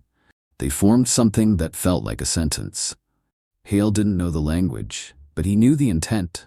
It wasn't saying keep out, it was saying it wakes. As they backed out of the chamber, something shifted above them. Soft, careful, almost affectionate. Like a hand on metal. Hale's light flicked upward, catching only frost and shadow. But in that instant, he heard a sound that made his blood go cold. A whisper, not from radio, not from vents, not from anywhere explainable. Right behind his ear. So close it felt like breath. Elias. Not distorted this time. Not practiced. Perfect. Hale froze, rope taut in his hands. Brant turned, eyes wide. "What?" Hale raised a finger to his lips, desperate. Because he understood finally the last and worst truth. The creature didn't merely hibernate under the ice. It used the ice. It lived in it the way a spider lives in a web, feeling vibrations, reading movement, knowing where every warm body stepped. The station above was not a fortress. It was a hunting blind. And now the vampire wasn't just beneath them. It was around them, listening, learning, hungry enough to start taking more. And clever enough to say Hale's name like a promise. Hale stopped pretending this was only biology. He didn't abandon science. He clung to it harder than ever. But he finally accepted that science alone didn't have all the vocabulary for what was happening inside Outpost E9. The creature moved like a predator and planned like a mind. It understood doors. It understood names. It understood fear, the way a lock understands a key. And somewhere, long before Hale ever arrived with his instruments and neat labels, someone else had known it too, and tried to leave warnings in the only form that lasted: stories. He retreated into the station's small archive room, a cramped space filled with old expedition reports and digital backups that no one read unless something went wrong. Dust didn't collect much in the polar air, but there was a different kind of neglect here. Forgotten files, ignored logs, field journals scanned and saved, and never opened again. He searched terms like winter predator, blood sickness, night feeder. He found nothing official beyond vague references and sanitized phrases, so he widened the net. Folklore collections, anthropological notes, a missionary's transcribed myths, a weathered PDF of Arctic oral history recorded decades ago. Half of it was messy, subjective, full of metaphor. Hale would have dismissed it in any other context. Now he read it like a survival manual. He found recurring motifs: long nights, voices in windless air, warmth drained from bodies, people compelled into darkness by whispered names. He found references to an entity that sleeps in ice as if ice were its skin. He found a warning that made his mouth go dry. When the sleeper wakes, do not fight it with hands. Hands are meat. Fight it with the world itself. Hale reread that line until it stopped being poetry and started being instruction. Fight it with the world. Not fists. Not strength. Environment. Physics. Light. Sound. Temperature. Structure. Hale's mind, finally given permission to use every tool it had, began to build a weapon out of understanding. The name appeared in 3 separate sources, separated by geography and time, spelled differently each time but unmistakably pointing to the same idea. The white-eyed sleeper. In one story, it was a thing that came during the longest winter and walked where the snow did not break. In another, it was the one who drinks the breath and leaves people alive but hollow, like lamps with no oil. The most unsettling account was from an old field interview. A hunter speaking to a researcher, voice reportedly low and reluctant. Hale listened to the audio file late at night, headphones pressed tight to his ears. The hunter described how the sleeper would mimic voices. Not perfectly at first. It learned. It got better. It said your name the way your mother said it, the way your lover said it, the way your own mind said it when you were alone. The researcher asked, "How do you stop it?" The hunter's answer was a long silence. Then, "You don't stop winter. You make winter bite itself." Hale paused the recording and stared at the lab wall, feeling the station's pulse through the floor. The creature didn't just drink blood. That was almost secondary. What it took first was warmth, energy, the metabolic spark that made humans loud and alive. It fed in a way perfectly suited to a land where warmth was rare and precious. Blood was the carrier. Warmth was the meal. And the myth described one more detail that Hale couldn't ignore. White-eyed, they called it, not because the eyes were literally white, but because when it hunted, light didn't reflect in its gaze the way it should. It didn't need light. It wasn't built to see like humans. It was built to listen. Hale closed his eyes and remembered the way it tilted its head before attacking Marta, like someone savoring a sound. Understanding settled into him like cold iron. If it hunted by sound, then silence was safety. But silence alone couldn't win. If it devoured warmth, then heat could be bait. But bait alone wouldn't kill. He needed something sharper. Something sudden. Something the creature could not adapt to quickly. Hale treated Outpost E9 like a body with vulnerable organs. He spread blueprints across the lab table, old schematics, updated notes, hand-drawn corrections from engineers who'd lived here before. He walked corridors with a marker and a clipboard, noting every vent junction, every blind corner, every access panel that opened into the lower deck. He marked the weak points in red, the old tunnel hatch, the maintenance crawl spaces that connected to the vent system, the medical corridor cameras that glitched at night, the generator room, too loud, too full of hiding places, the lab itself, where the creature had first tasted blood. Then he marked the strong points in black. The main common room, open and visible. The pantry, insulated and easy to secure. The upper-level storage with only one entry. The emergency floodlight control panel, hardwired, independent of the main grid. As he mapped, he noticed something else. The station was designed for humans, for human movement and human habits. But the creature didn't move like a human. It didn't need doors the way they did. It could use vents, seams, the small spaces between panels. So Hale mapped those too, spaces humans didn't think about. He found a vent line that ran from the lower deck to the corridor outside sleeping quarters. He found an old cable conduit that connected the lab area to the maintenance shaft. It wasn't just a predator in the station. It was a predator in the station's bones. Hale wrote one sentence at the top of his map. "The station is a maze. We are the slowest animals in it." Then he circled the only place where the maze narrowed. A junction in the lower maintenance corridor where 3 routes converged. The old tunnel, the vent access, and the main hallway. A choke point. A place where, if he could force the creature there, he might be able to control the encounter. Not with muscle, with design. The idea came from Marta, not directly. She was too weak to speak much. But she had nightmares, half-delirious murmurs that Hale recorded because he didn't know what else to do. Sometimes, in the gaps between her fevered whispers, she said things that sounded like memory. One night, she jolted awake in the medbed, eyes unfocused, and hissed, "Bright." Too bright. Hale leaned in. "Marta? What was bright?" Her gaze flicked toward the overhead lamp as if it hurt.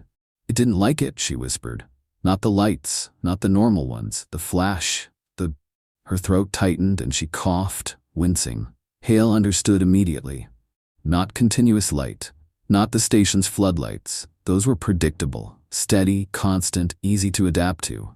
The creature had walked under them outside and left no footprints. It wasn't a simple fear response to illumination, but a sudden burst, an abrupt overload could be different. If it hunted by sound, perhaps its sensory system was tuned for subtle changes, for vibrations and faint signals. A sudden flash could be a shock, a stun, a disruption. Not pain in a human sense, but confusion, a moment of sensory collapse. Hale tested it in the smallest way possible. He took a high-intensity strobe used for emergency signaling and set it up behind the lab window, aimed at the corridor. He waited until the station was quiet and then triggered it manually. The light exploded white for a fraction of a second. Immediately, the vibration sensor spiked, sharp, chaotic, like something flinching. Hale's pulse hammered. He triggered it again. Another spike, another brief tremor through the floor. He didn't know if it was coincidence. He didn't want to believe it was true, because belief changed the stakes. So he did what he always did. He repeated the experiment. And the station, beneath its metal skin, answered every flash with an involuntary shudder. Hale sat back slowly, mouth dry. It wasn't fear like a human fear, but it was a reaction. And reaction meant leverage. The station had plenty of broken things. In a place this remote, nothing was ever thrown away completely. Everything was potential salvage, potential repair, potential life-saving component when replacement parts were weeks away. Hale raided storage like a careful thief. He collected cracked floodlight housings, emergency strobes, reflective insulation sheets, spare batteries, pieces of aluminum ducting, and a portable power inverter. He took wiring from a dead heater unit and capacitors from an old radio transmitter. Brant watched him assemble the pile in the lab. "You building a bomb?" he muttered. Hale's hands didn't shake while he worked. Not because he wasn't afraid, but because fear had turned into focus. "No," he said. A camera flash the size of a room. He designed the trap around the choke point he'd circled on the map. The plan was simple in concept, brutal in execution. Lure the creature into the junction. Trigger a sequence of strobe bursts from multiple angles. Overload its senses. Buy time, seconds, maybe less. Use that time to force it into a sealed corridor and lock it behind reinforced shutters. Not kill it. Just contain it long enough to survive. He built reflectors from insulation and angled them so the flash would ricochet, multiplying the brightness, creating a storm of light. He wired the strobes to a motion trigger and a manual override. He tested the system again and again until the timing was tight. When he activated the sequence for the first full test, the corridor filled with violent white pulses. Even Hale, expecting it, staggered back, eyes watering. Brant cursed and covered his face. "That's insane," he said, voice muffled. Hale didn't look away from the light. He forced himself to endure it because he needed to know what the creature would experience. The flashes didn't just illuminate, they erased shadows. For a moment, there was nowhere for darkness to hide. Hale turned off the system and stood in the after-image glow, blinking hard. "We do it when it comes," he whispered. Brant stared at him. "How do you know it'll come?" Hale looked down the corridor toward the old tunnel hatch, feeling the pulse beneath his feet like an answer. "It already is," Hale said. The sound recorders had captured more than whispers. Hale didn't listen to every file at first. He didn't have the stomach. But after the trap was built, after the first faint leverage of light had given him a plan, he forced himself to review the recordings from the disappearances. It was worse than he expected. Not because of gore, not because of graphic detail, but because of what the sound implied. The screams were short, cut off quickly. Not dragged out, not theatrical, like the creature knew exactly how much noise it could tolerate before it risked exposure. But there was something else. In several recordings, just before a scream ended, there was a second noise layered beneath it. A sharp, high-frequency sound that made Hale's teeth ache even through headphones. He ran a spectral analysis. The sound was consistent across files. It spiked in a narrow band, like an involuntary vocalization or a physiological response. A hiss, a click, something like that. Something not meant for human ears. Hale compared it to known animal frequencies, bat echolocation patterns, ultrasonic distress calls. It didn't match. But the structure suggested one thing clearly. The creature's sensory system was highly tuned, sensitive, vulnerable to sudden auditory overload the same way it seemed vulnerable to sudden light. Hale wrote in his journal, "Creature response to scream, ultrasonic spike consistent, likely distress or sensory recalibration. Implication, auditory system primary hunting tool." Possible weakness, echo disruption, frequency overload. Brant watched him print the graphs. You're telling me it hears too well? Hale nodded. Too well, he whispered. So we make hearing hurt. Hale didn't have weapons, but he had the station, and the station had metal corridors that turned sound into a weapon if you understood how to shape it. He built a crude sonic device from what he had. A speaker salvaged from the communications room, an amplifier from the old transmitter, and a frequency generator program on his laptop. He wasn't trying to blast loud noise indiscriminately. Loudness was blunt, and blunt tools didn't work against something that adapted.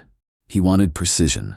He tested frequencies in empty corridors, listening to how the sound bounced, how it echoed. He walked the hall with a decibel meter and a notebook like a man mapping a cave. Some frequencies died quickly. Others lingered, vibrating in the metal walls like a trapped insect. He found a narrow band that made the corridor feel wrong. Not just unpleasant, unstable. The metal seemed to shiver with it. Hale felt it in his chest more than his ears. He combined it with the strobe sequence. Light and sound. A sudden flash, a sudden frequency spike, reflected off insulation sheets and ducting so it would hit from multiple angles.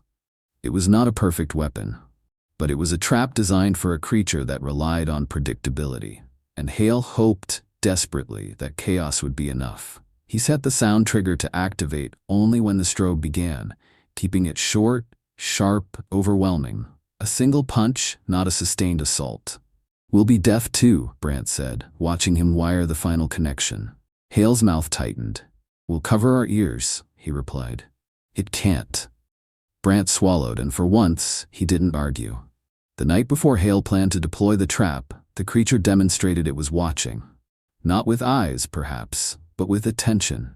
Lena disappeared from the pantry corridor for exactly 3 minutes. She was found standing near the old hatch, face blank, hands at her sides as if waiting for instructions. Hale reached her first. He approached slowly, speaking her name. She didn't respond. Her eyes were unfocused but not asleep. Lena, he whispered, trying not to startle her. Look at me. She blinked once, then very softly she said, It said, you wanted me. Hale's blood ran cold. No, he said immediately, I didn't. Her lips trembled. It sounded like you, she whispered. It sounded like you when you're calm. Hale turned his head slightly, listening. The corridor was quiet.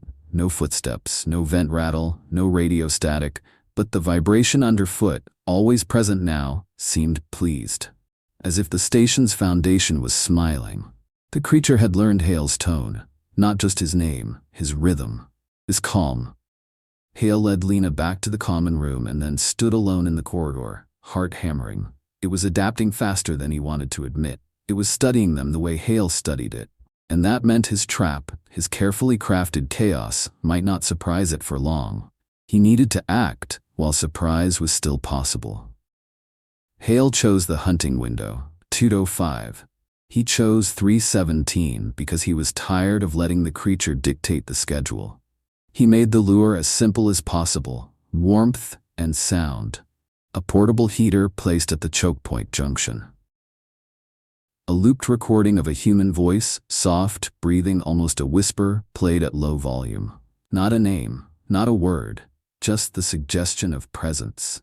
Hale and Brant waited behind a reinforced door nearby, watching the corridor through a narrow observation panel. Their hearing was protected with industrial ear defenders. Hale's hand rested on the manual trigger switch. The station felt tense, as if even the walls were waiting. Minutes passed like slow dripping water. Then the temperature sensor near the heater dipped. Not because the heater failed, because something cold entered the space. Hale's breath caught. He leaned closer to the panel. At first, he saw nothing. Then he saw movement that wasn't movement. A shift in shadow density, a subtle distortion in the corridor light. Like the darkness had learned to walk. The creature didn't step into the junction like a person. It arrived there, smoothly, silently, as if it had always been part of that space and only now chose to be noticeable. Hale's mouth went dry. The creature tilted its head, listening to the looped breathing. It leaned slightly toward the heater, as if tasting warmth with senses Hale couldn't understand. Then, without warning, it stopped. Its head turned toward the door behind which Hale and Brant waited, straight at the observation panel. Hale's pulse slammed. It knew, or it suspected. It moved closer, still soundless, until its face was only a few meters away. In the dim corridor light, Hale glimpsed pale skin and eyes that didn't reflect. The creature's lips parted. Hale saw the teeth, not exaggerated, just enough. The creature raised one hand and placed fingertips on the metal wall, as if feeling the station's bones. Then, very softly, it whispered, not from radio, not from vent, directly into the corridor air. Elias. Brant's breath hitched. Hale's fear tried to freeze him. His body wanted to become a statue. His mind screamed that he was about to die. But Hale had built this moment for one reason. He could not win a chase. He could only win a trigger. He slammed the manual switch. The corridor erupted. Strobes detonated white light from 3 angles, rapid bursts that swallowed shadow. The sonic pulse hit simultaneously, sharp, metallic, vibrating in the walls like a scream made of steel. The creature reacted instantly. Not like a startled animal, like a system overloaded. It flinched hard, head snapping down, its hands lifting as if to shield senses that had no eyelids. Its body jerked in short, involuntary movements, as though the world had become noise and fire. It made a sound, high, thin, not human, a brief, furious hiss that sliced through even Hale's ear defenders as vibration. Hale didn't wait. He hit the secondary control. The reinforced corridor shutters dropped at both ends of the junction with a heavy mechanical slam, sealing the space like a cage. For a heartbeat, one terrifying heartbeat, Hale thought the creature would slip under the shutter, the way it had slipped under the lab lockdown. But the combined strobe and sound kept it disoriented just long enough. The shutters hit the floor, locked. The lights kept flashing inside the sealed corridor, turning the trapped space into a violent, blinking box. Hale's legs nearly gave out from relief and delayed terror. Brant stared through the observation panel, eyes wide. Inside the cage, the creature staggered once, then went still, not collapsed, not defeated, just motionless. Listening, learning. They didn't celebrate. No one in Outpost E9 had the energy for celebration anymore. Hale gathered the remaining crew in the common room, voice low but steady. "It's contained," he said. "For now. The corridor shutters will hold unless the power fails. No one goes near it. No one opens anything." Lena's face was pale. "For now," she echoed, and it sounded like prayer. They took shifts monitoring the cage corridor sensors. The strobe sequence was set to intermittent bursts to conserve power. Short flashes, like warning flares, keeping the creature unsettled. For the first hour, the creature remained still. For the second, the temperature inside the sealed corridor dropped steadily, as if the creature was draining heat from the air itself, making the metal walls sweat frost. Hale watched the thermal graph with a tightening throat. Then, at 5:11, something changed. The sound sensor inside the sealed corridor recorded a noise. Not a hiss, not a scream. A quiet, rhythmic tapping. Metal. Tap, tap, tap. Not random, measured. Like fingers testing a lock. Brant paced, hands clenched. "It's trying to get out." Hale didn't answer immediately because the worst truth was forming in his mind. The tapping wasn't aggressive. It was curious, analytical. The creature wasn't panicking. It was studying the shutters the way Hale studied sensors.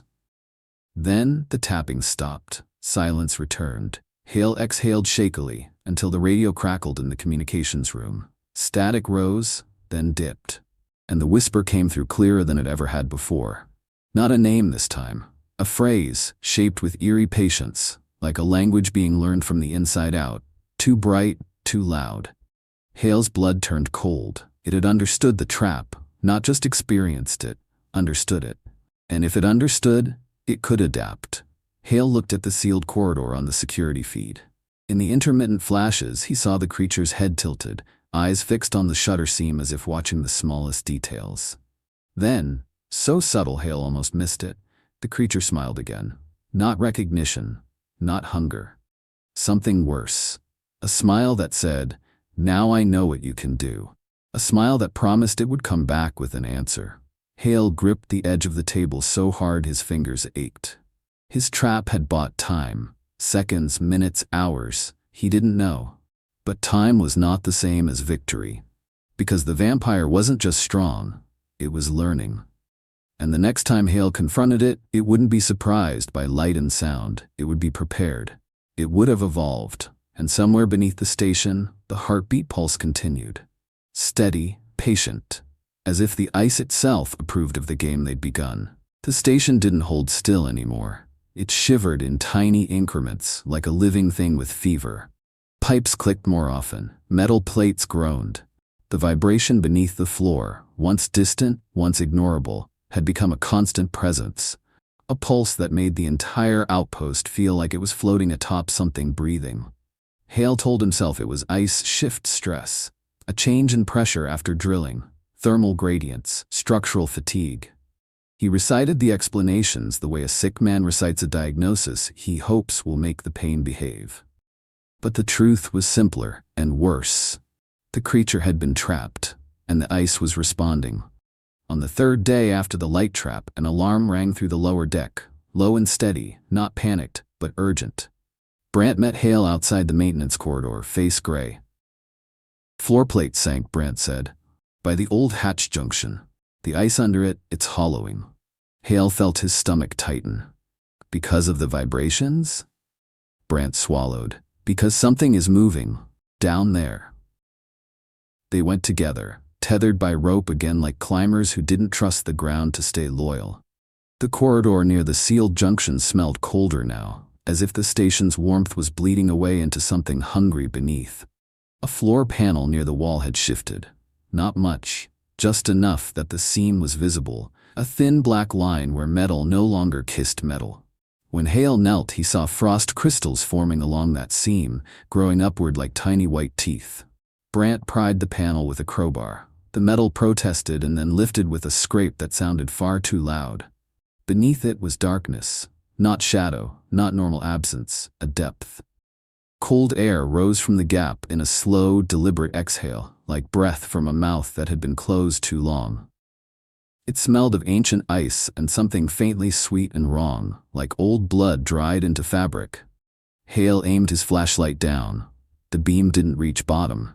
He saw only ice walls descending into a narrow shaft, smooth as if carved rather than fractured, with faint grooves that looked like handholds or claw holds. This wasn't in the schematics, Hale whispered. Brant's voice came out rough. No one wanted it in the schematics. Hale leaned closer, listening. From below, the rhythmic pulse rose clearer now, not through metal plates, but through open space. Thump, thump, a heartbeat. And beneath that, something like a slow inhalation, as if the ice itself was breathing. Hale forced himself to speak the only question that mattered. Does it connect to the old tunnel? Brant's eyes flicked toward the sealed corridor where the creature was trapped. I think it connects to everything, he whispered. They widened the opening just enough to descend. Hale insisted on going first, not because he was brave, but because he needed to see. He needed the data. He needed to understand the shape of the monster's world if he wanted to survive it. They climbed down using rope and a makeshift ladder, boots finding purchase on frozen grooves. The air grew colder with each meter. Not just colder, hungrier. The station's warmth felt like a memory above them. At the bottom, the shaft opened into a corridor of ice.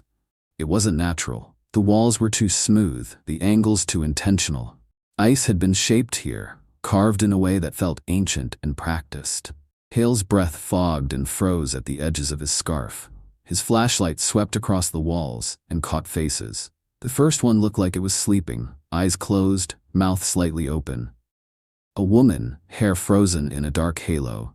Her skin was pale but intact, preserved perfectly in clear ice. Hale's throat tightened, then he saw another face beside it. A man, older, lips pulled back in an expression of pain. His hands were raised as if pressing outward, trapped in a gesture that would never finish. More appeared as the beam moved, bodies embedded in walls, layered like fossils. Some were only bones, stained dark in the ice. Others were partially preserved, clothing frozen into them like armor. Victims across centuries, not scattered randomly, not swept here by accident, placed, arranged. A gallery of feeding, a pantry built into the ice itself. Lena's voice came behind Hale, trembling. How long? Hale didn't answer. He was counting layers. He was assessing the clothing styles, the decay patterns, the ice clarity. His mind tried to build a timeline. Hundreds of years, he finally whispered. Maybe more. Brant's breathing was loud in the stillness. This isn't just one outpost's problem. Hale felt the weight of that truth settle into his bones. They weren't dealing with a singular incident. They were standing inside something ancient. A place where the creature had lived long enough to make the ice itself part of its feeding strategy. Hale reached toward one of the preserved bodies and stopped short of touching. The ice was too clear, too close. The face behind it felt uncomfortably present. It looked almost peaceful, as if death had been gentle. But Hale knew better now. Gentleness was not mercy. It was control. The deeper they went, the more the symbols returned, carved into corridor walls, etched into pillars of ice, repeated patterns that made Hale's skin prickle with recognition. Antler-like forks, spirals ending in points, circles slashed through like closed eyes. Some markings were shallow, fresh-looking. Others were older, softened by time and frost. It was like walking through layers of handwriting, generations of the same message repeated by different hands. Hale photographed them again. He compared them to the tunnel markings above. They were identical. A language, or a ritual. At one junction, the corridor opened into a wider space where the ceiling arched high and the floor dipped into a shallow basin of ice. In the center of the basin stood a pillar, an upright formation shaped almost like a crude altar. Around it, symbols formed a ring, and within that ring were objects frozen into the ice. Bone fragments, old metal charms, carved pieces of wood that might once have been talismans. Offerings. Brant swallowed hard. People came down here, Hale nodded slowly. Not by accident. Lena's face was pale. They fed it, she whispered, to keep it calm. Hale's mind raced, assembling a picture he hated. Communities near this place centuries ago must have known something lived beneath the ice. They must have heard the breathing in winter, seen disappearances, found bodies drained and pale. And when they couldn't kill it, they did what humans often did with forces they couldn't control. They negotiated, they worshipped, they offered. Hale stared at the ring of symbols, and for a moment he felt an emotion that wasn't fear, but something colder. Resentment. Because those people had left the creature alive. They had chosen survival over eradication, short-term peace over long-term danger. And now, centuries later, Hale's crew was paying the price of that compromise. They reached a corridor where the ice walls became mirror-clear. No frost, no clouding, just smooth, dark glass that reflected flashlight beams with eerie sharpness. Hale found himself seeing his own face too clearly, pale, tense, eyes ringed with exhaustion. Then his light shifted and he saw another reflection. Not behind him, beside him, in the ice wall. At first, Hale thought it was just the way the light bent, an illusion of shadow. But the shape held. It remained too consistent to be chance. It was the creature. Not physically present, he didn't think so, but reflected in the ice like a memory trapped in glass. Hale stepped closer, slow, careful. The reflection showed a form that made his stomach twist, not because it was grotesque, but because it was more than what he'd seen in the lab. The creature's body in the reflection looked thinner, longer, as if its bones were arranged for movement that didn't obey human mechanics. Its limbs seemed too fluid, its joints too subtle. And its face. The face was not simply pale and sharp-featured. It was wrongly still, like a mask that never learned human expression. The mouth curved in a slight, permanent suggestion of smile. The eyes looked empty of reflection, like holes cut into darkness. As Hale stared, the reflection's head tilted. Not in response to movement. Hale hadn't moved. In response to his heartbeat. He realized, with a cold lurch, that the ice here wasn't just reflecting light. It was conducting sensation. The creature could feel him through the ice the way a spider feels a fly land on its web. Hale backed away, breath shallow. Brant whispered, "What do you see?" Hale didn't answer immediately. He didn't want to put the image into words because words made it real, but he forced himself to speak because silence was how predators won. "It's not just a man with teeth," Hale whispered. "It's something built for this place." Lena's voice trembled. "Like winter made it." Hale didn't disagree. In the ice wall, the reflection smiled wider, just slightly, as if enjoying the conversation. The corridor widened into a chamber that made Hale's chest tighten instinctively. It was enormous, larger than any natural cave he'd seen described in the region. The ceiling rose in smooth, curved arcs. The walls were rounded, as if shaped by slow pressure rather than fracture. The floor dipped in the center like the bottom of a bowl. It felt less like a cave and more like an organ. The air here moved differently, not from wind, not from station ventilation, from the chamber itself. A slow, subtle flow that pulsed. Inhale, exhale. The sound was faint but unmistakable, a deep, resonant breathing that made the ice vibrate. Hale felt it in his ribs like a distant bass note. Brant's voice came out barely audible. "This is where the heartbeat comes from." Hale nodded, throat tight. "Or where it passes through."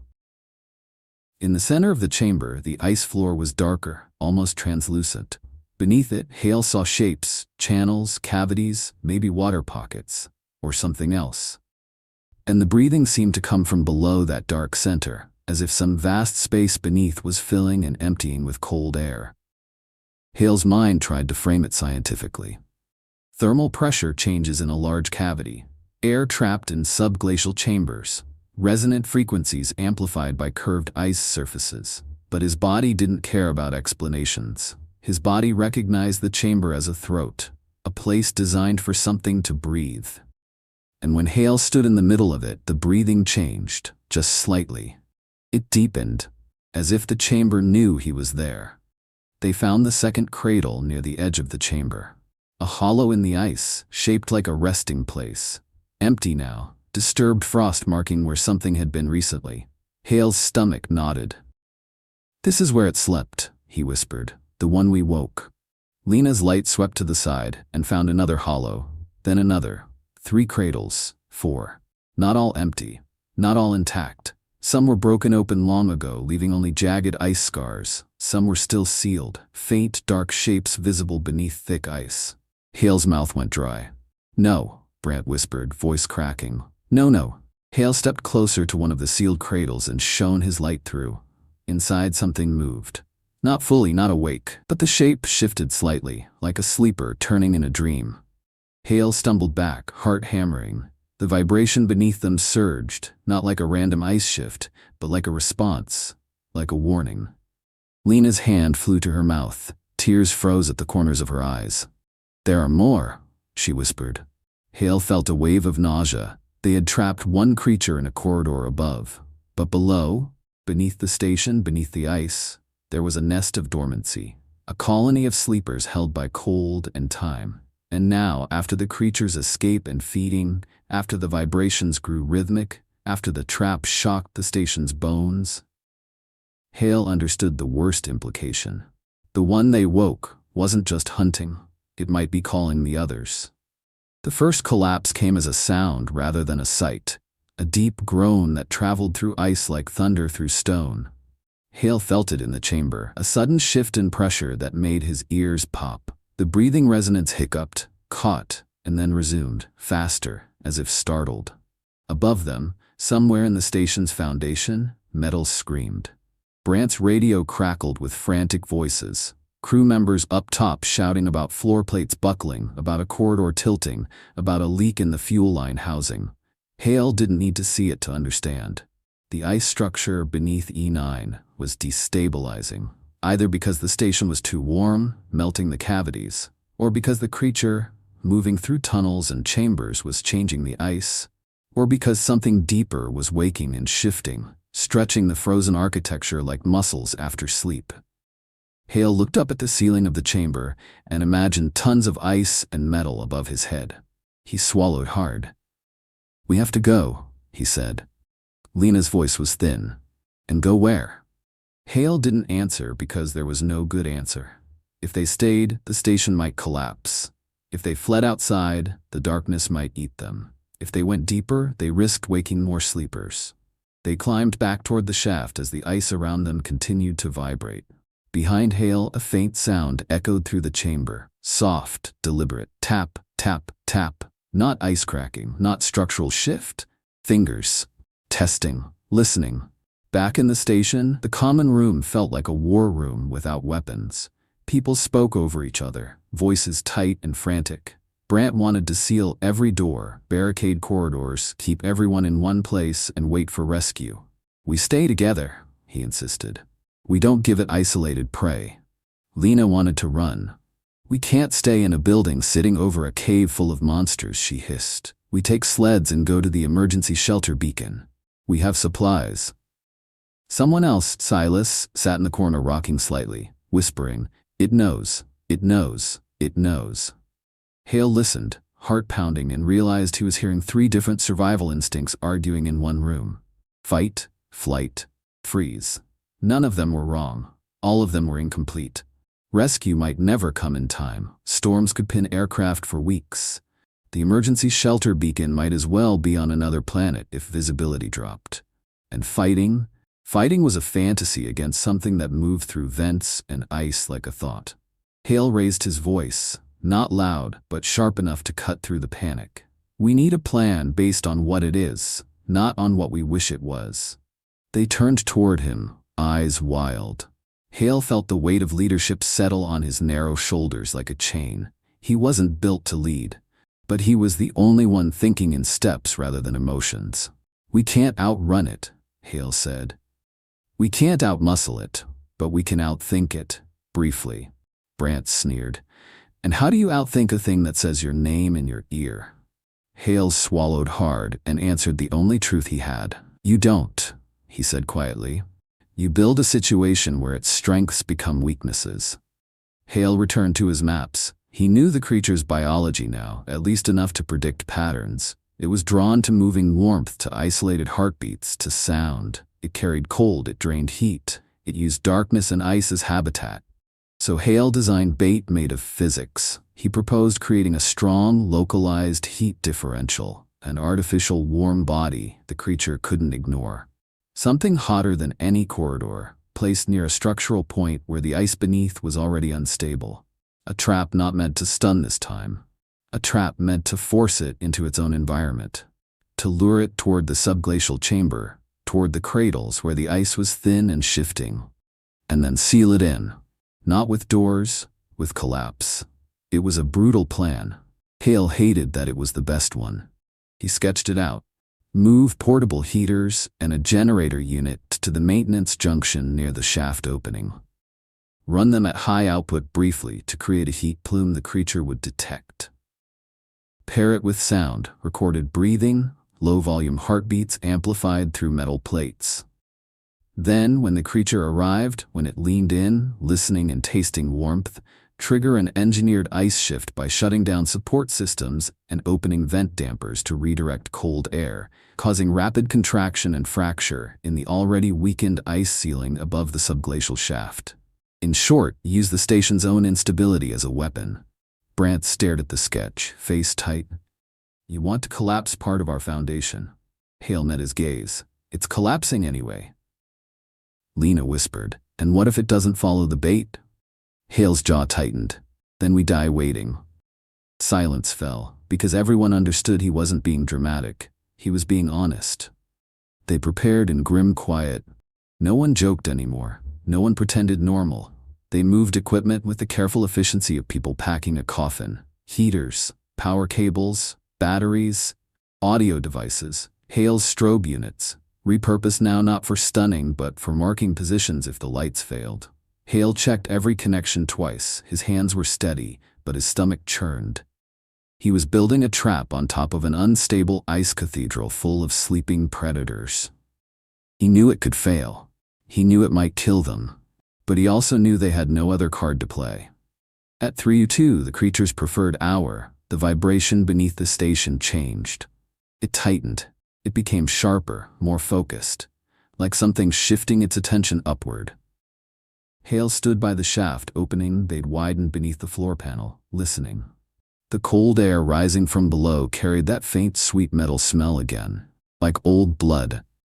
Brant's voice came behind him, low. We do this, we might wake the others? Hale didn't turn. He couldn't afford to show fear in his face now. If we don't do this, he whispered, the one we woke will keep feeding until there's nothing left. Lena stood on the other side, eyes glossy. It's coming, she said. Hale felt it too, a subtle drop in temperature in the corridor, like the creature's presence was a weather system. The radio crackled faintly in the distance, a whisper trying to form. Hale tightened his grip on the manual triggers. The plan required timing. It required the creature to commit. And as the corridor air grew colder and colder, Hale realized something that made his heart squeeze. He was not luring a mindless animal. He was luring something intelligent enough to suspect, intelligent enough to learn. So he did the one thing he didn't want to do. He added a personal element. He stepped into the open corridor near the junction and spoke softly, letting his voice carry, not to the crew, to the station, to the ice, to the thing that listened. Elias, he whispered, his own name, offered like bait. The air changed, the shadows seemed to lean, and from somewhere in the darkness beyond the corridor lights, a whisper answered, closer than it should have been. Yes. Hale's blood turned cold. It wasn't just mimicking anymore. It was responding. He swallowed hard, then turned toward the shaft opening. His flashlight beam vanished downward into the black. Below, the subglacial chamber breathed. And Hale understood, with a clarity that made his hands ache. To win this, he would have to drag the vampire back into the world it belonged to. Back into the ice, back into the cradle of winter. Even if it meant descending with it. Into a place that had held centuries of victims in frozen silence. He clipped the rope to his harness. Brant grabbed his arm. You don't have to. Yes, Hale whispered, and his voice shook despite him. I do. Because it knows my voice now. It follows me. He stepped toward the shaft. The cold rising from below felt like a mouth opening. Above, somewhere in the station's corridors, a door clicked softly, unlocked from the inside. And the heartbeat beneath the ice grew louder, faster, as if the entire frozen underworld was waking in anticipation of what was about to descend. There are moments when fear becomes so complete, it stops feeling like an emotion and becomes an atmosphere. That was what happened when the vampire stopped merely moving through the station and began to own it. The containment corridor, Hale's temporary cage of shutters and strobes, didn't fail with an explosion or a dramatic alarm. It failed the way teeth fail under constant pressure, quietly, inevitably, with a sound you only hear once the damage is done. A soft metallic groan, a pause, then a click, almost polite. And the camera feed from the sealed corridor went dark. Not glitched, not static, just extinguished. Hale watched the blank screen, breathing shallow as if his lungs might give away his position. The station's hum continued, but it sounded wrong now, like background noise in a room where a predator has entered. Brant's voice trembled behind him. It's out. Hale didn't answer, because the vibration beneath their feet answered for him. The heartbeat pulse surged, faster now, as if something ancient had finally sat up in bed. Thump, thump. Then silence. Not the absence of sound, the presence of listening.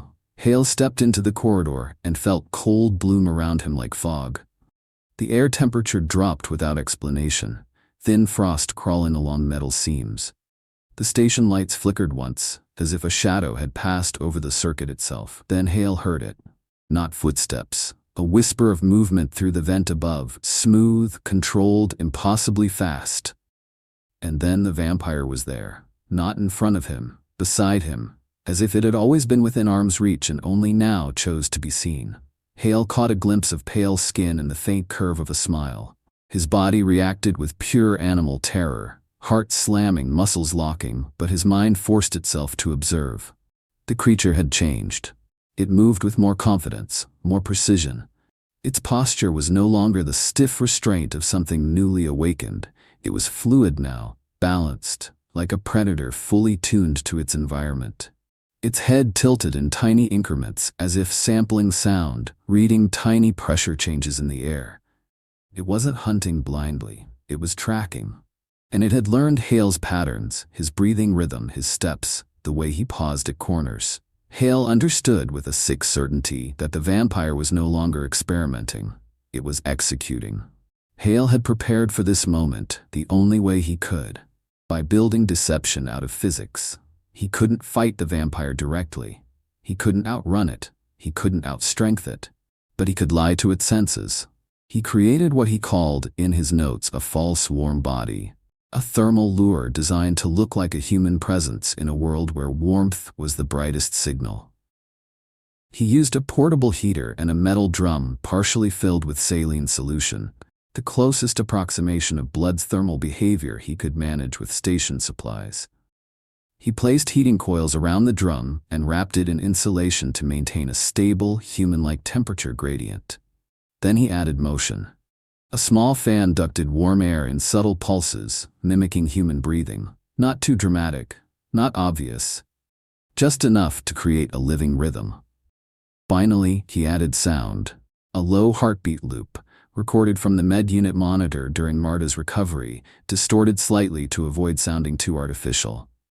The lure would not fool a human. But Hale didn't need to fool a human. He needed to fool a creature that hunted warmth and sound like a map. He positioned the false body at the edge of the shaft opening, above the subglacial chamber, where the ice beneath was already weakened and hollowed. The plan was brutal. Draw the vampire toward the lure, then trigger the engineered collapse sequence, dropping it back into the breathing ice world below and sealing it there. And if the station collapsed in the process, Hale had accepted that outcome the moment he saw the cradles beneath the ice. A lid that kills you is still a lid, and sometimes survival isn't about saving the building. It's about sealing the mouth underneath. The descent began with cold that felt like memory. Hale clipped his harness to the rope and lowered himself into the shaft. The air grew sharper with every meter. The station above became a fading hum, replaced by the deeper resonance below, the giant lung breath of the catacombs. Inhale, exhale. The chamber opened beneath him, vast and rounded, walls gleaming with mirror-clear ice. He landed lightly, boots crunching on frost, and immediately felt the place react to him. The breathing shifted, the vibration tightened, as if his arrival had been sensed. Hale's flashlight beam trembled as it swept across frozen faces embedded in the walls. Victims, offerings, evidence. He forced himself not to stare at them too long. This place wanted attention. It wanted to pull the mind into horror. Hale focused on mechanics, position, angles, escape routes. Brant and Lena remained above, monitoring the controls. Hale's role was the bait, the warm, breathing target the vampire would follow down. His throat tightened as he whispered into his radio, "I'm in position." Static answered. Then, beneath it, a whisper that wasn't from Brant or Lena. Elias. The sound came from the ice itself. Hale's blood ran cold. He turned slowly. The vampire stepped out of a shadow that hadn't existed a moment before, body moving like liquid darkness. It had followed him not by footsteps but by vibrations through the station bones, slipping down passages Hale hadn't known were there. Its face was calm, its eyes were empty of reflection, and it smiled like this was not a chase but a ceremony. Hale backed toward the center of the chamber, drawing it closer to the spot beneath the shaft opening where the ice was thinnest. The vampire's head tilted, listening. Hale forced himself to keep breathing, slow, controlled, because panic made noise, and noise gave away plans. The chamber echoed, turning every exhale into a signal, and the vampire moved with the confidence of something that knew every echo here. Hale had one more trick. Sound could be used like light in a mirrored corridor, reflected, redirected, made to lie. He had rigged the chamber earlier using equipment lowered down in secret. Reflective insulation sheets angled along ice walls, small speakers hidden in crevices, a frequency generator timed to trigger in pulses that mimicked human movement. He wasn't creating loud noise. He was creating false location. A sound mirror. As Hale stepped left, a heartbeat thumped softly from the right. As he exhaled, a breath echoed from behind. As his boots shifted, a faint scrape answered from the far corner, carefully delayed to sound like someone else moving. The vampire paused, head tilting more sharply now. Its body remained still, but Hale sensed attention focusing, recalibrating. It was trying to triangulate, to build a map from sound, and for the first time, it made a mistake. It turned, smooth, silent, toward a heartbeat that wasn't Hale's. Hale's pulse surged with a dangerous hope. The creature moved toward the false signal, gliding across the ice floor without footfall, as if weight didn't matter to it in this place. Hale watched it cross into the zone beneath the thinnest ice, the hidden weak point he'd marked. His hand tightened on the manual trigger device strapped to his chest. He whispered, barely audible, "Now." Above, Brant should have heard it. Lena should have heard it. But the chamber swallowed words. So Hale did what he had to do. He spoke louder. He used the vampire's favorite weapon against it. He spoke its attention into place. "Here," Hale said, voice steady, as if inviting it. The vampire turned back toward him. And in that moment of divided focus, caught between the real and the reflected, Hale triggered the next phase.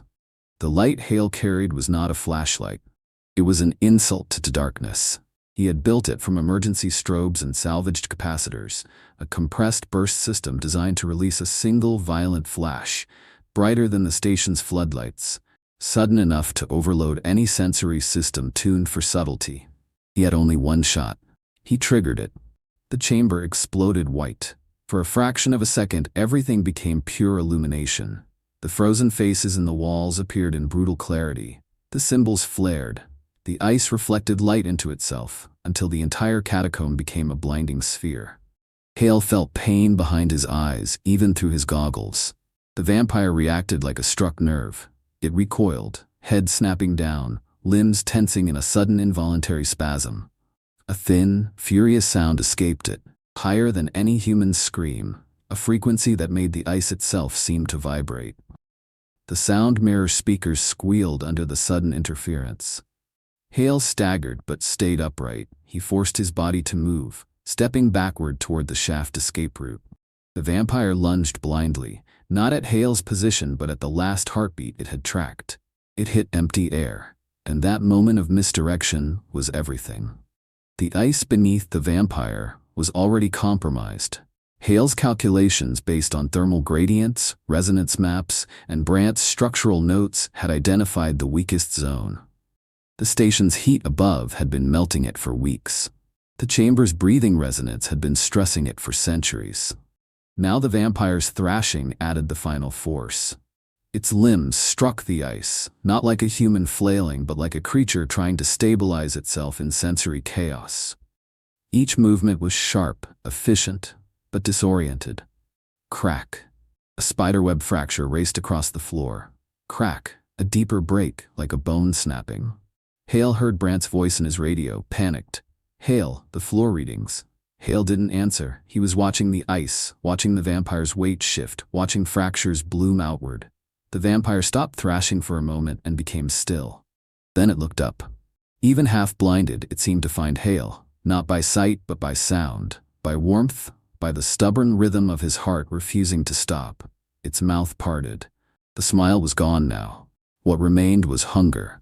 It moved toward him, and the ice under it gave. With a sound like the world breaking open, the floor collapsed. The vampire dropped into the darkness below, a pale shape swallowed by the catacombs' deeper throat. Hale felt a gust of air rush upward as the void inhaled. The breathing below deepened. Satisfied. The collapse didn't stop at the chamber. It ran upward like a crack, climbing a tree. Hale felt the entire ice cathedral tremble. Above him, through the shaft, metal screamed. The station's foundation shifted hard enough that Hale nearly fell. Brant's voice came over the radio, raw with terror. "The lower deck is buckling. Hale, we have to." Hale made the decision in a single cold thought. The station was a lid, and lids only work if they stay closed. If the station remained intact, the creature might find another way out. Vents, tunnels, seams. It had already learned too much. It had already adapted. So Hale did what the myth had said. He made winter bite itself. He triggered the emergency overload, redirecting the station's heat output into the foundation for a final surge, then cutting power abruptly. Thermal expansion followed by sudden contraction. Metal and ice stressed past tolerance. A controlled failure. A deliberate collapse to seal the shaft. Brant screamed his name through the radio. Lena sobbed. Hale didn't respond with words, because words were too small. He responded with action. He hit the final switch. The station above groaned like an animal dying, and somewhere beneath, the breathing shifted, as if the ice was swallowing. Hale ran. Not loudly, not wildly. Controlled, efficient, because noise invited attention and panic wasted seconds. He moved toward the vent shaft route he had mapped weeks ago, the one that connected the chamber edge to a maintenance duct leading upward. It was narrow, ugly, and human-unfriendly. Perfect. The vampire moved like shadow, but even shadow needed space. He climbed, fingers numb, breath burning in his lungs. Ice dust fell around him like snow inside a throat. Behind him, the chamber rumbled as more ice broke away, chunks collapsing into the void. The sound was deep and continuous now, a collapse that felt like the world being chewed. Hale reached the duct junction and shoved himself forward, scraping shoulders on metal. Pain flared, sharp and immediate. He welcomed it. Pain meant he was still alive. Above, the station's emergency lights flickered. The duct vibrated. Then, faintly, impossibly, Hale heard a whisper below. Not from radio, not from vents, from the ice itself. Elias Hale's blood ran cold. It was alive down there. It wasn't crushed, it wasn't killed. It had simply been pushed deeper. Hale forced his body upward. The duct rattled as the station shifted again. A section behind him collapsed, sealing the path like a closing jaw. Hale crawled faster, heart hammering, lungs screaming. He burst through a maintenance grate into the upper corridor and stumbled into chaos. People shouting, alarms wailing, metal buckling underfoot. Brant grabbed him by the arm and hauled him toward the emergency airlock. They didn't speak. They didn't need to. The station was dying behind them. And Hale, staggering, bleeding, half-blind from flash-after images, could only hope the lid was closing tight enough. Dawn was a lie. In the polar night, dawn was simply the sky turning from absolute black to a slightly lighter black, the kind of change only desperate people called hope. Hale didn't remember leaving the airlock. He remembered cold wind hitting his face, remembered snow under his knees, remembered Brant shouting, Lena crying, the station behind them making sounds like a ship breaking apart in slow motion. Then memory fractured. He came back to himself lying on snow, face turned toward a horizon that didn't brighten. His eyelashes were crusted with frost, his lips were cracked. Every breath felt like pulling needles into his lungs. A light moved above him, real light, not the station's harsh floodlights, headlamps, voices, a rescue team. Someone knelt beside him, gloved hands checking his pulse. Jesus, a voice said. He's alive. Hale tried to speak. His throat hurt. He managed only a rasp. Station, he whispered. The rescuer's face tightened. We saw it. It's collapsed. Hale's eyes drifted toward where Outpost E9 had stood. There was only a twisted ridge of metal half buried in snow, steam rising from broken pipes like breath from a dead mouth. The rescuer wrapped him in thermal blankets and lifted him. Hale's head lolled back, and in the sky above, faint aurora bands flickered like bruises. Hale's mind, half delirious, latched onto one thought. The lid is closed, but beneath it... Weeks later, in a warm hospital room far from ice, Hale wrote his final report. His hands still shook sometimes, not from cold, but from memory. He wrote clinical language for the official record. Structural collapse, unknown predator, fatalities, emergency evacuation. He wrote the kind of words that made horror fit into paperwork. Then, in his private journal, the one no committee would read, he wrote the truth. He described the chamber that breathed, the cradles, the faces in the walls, the way the vampire said his name like it owned it. The way it learned, adapted, evolved. And at the end, he wrote a single line, the last thing he could not stop hearing in his mind. The breathing has not stopped. It's deeper now. He closed the journal and stared at the blank wall, listening, always listening, for a sound that belonged to ice. Sometimes late at night, when the hospital heating system clicked and the building settled, Hale felt a familiar vibration through the mattress. A slow pulse. A patient rhythm. And he would hold his breath, heart racing, because in his bones he still remembered what Outpost E9 had taught him. Winter does not forget what it eats. And some things do not die. They only sink deeper where the cold keeps them safe, until the next warm footsteps arrive above.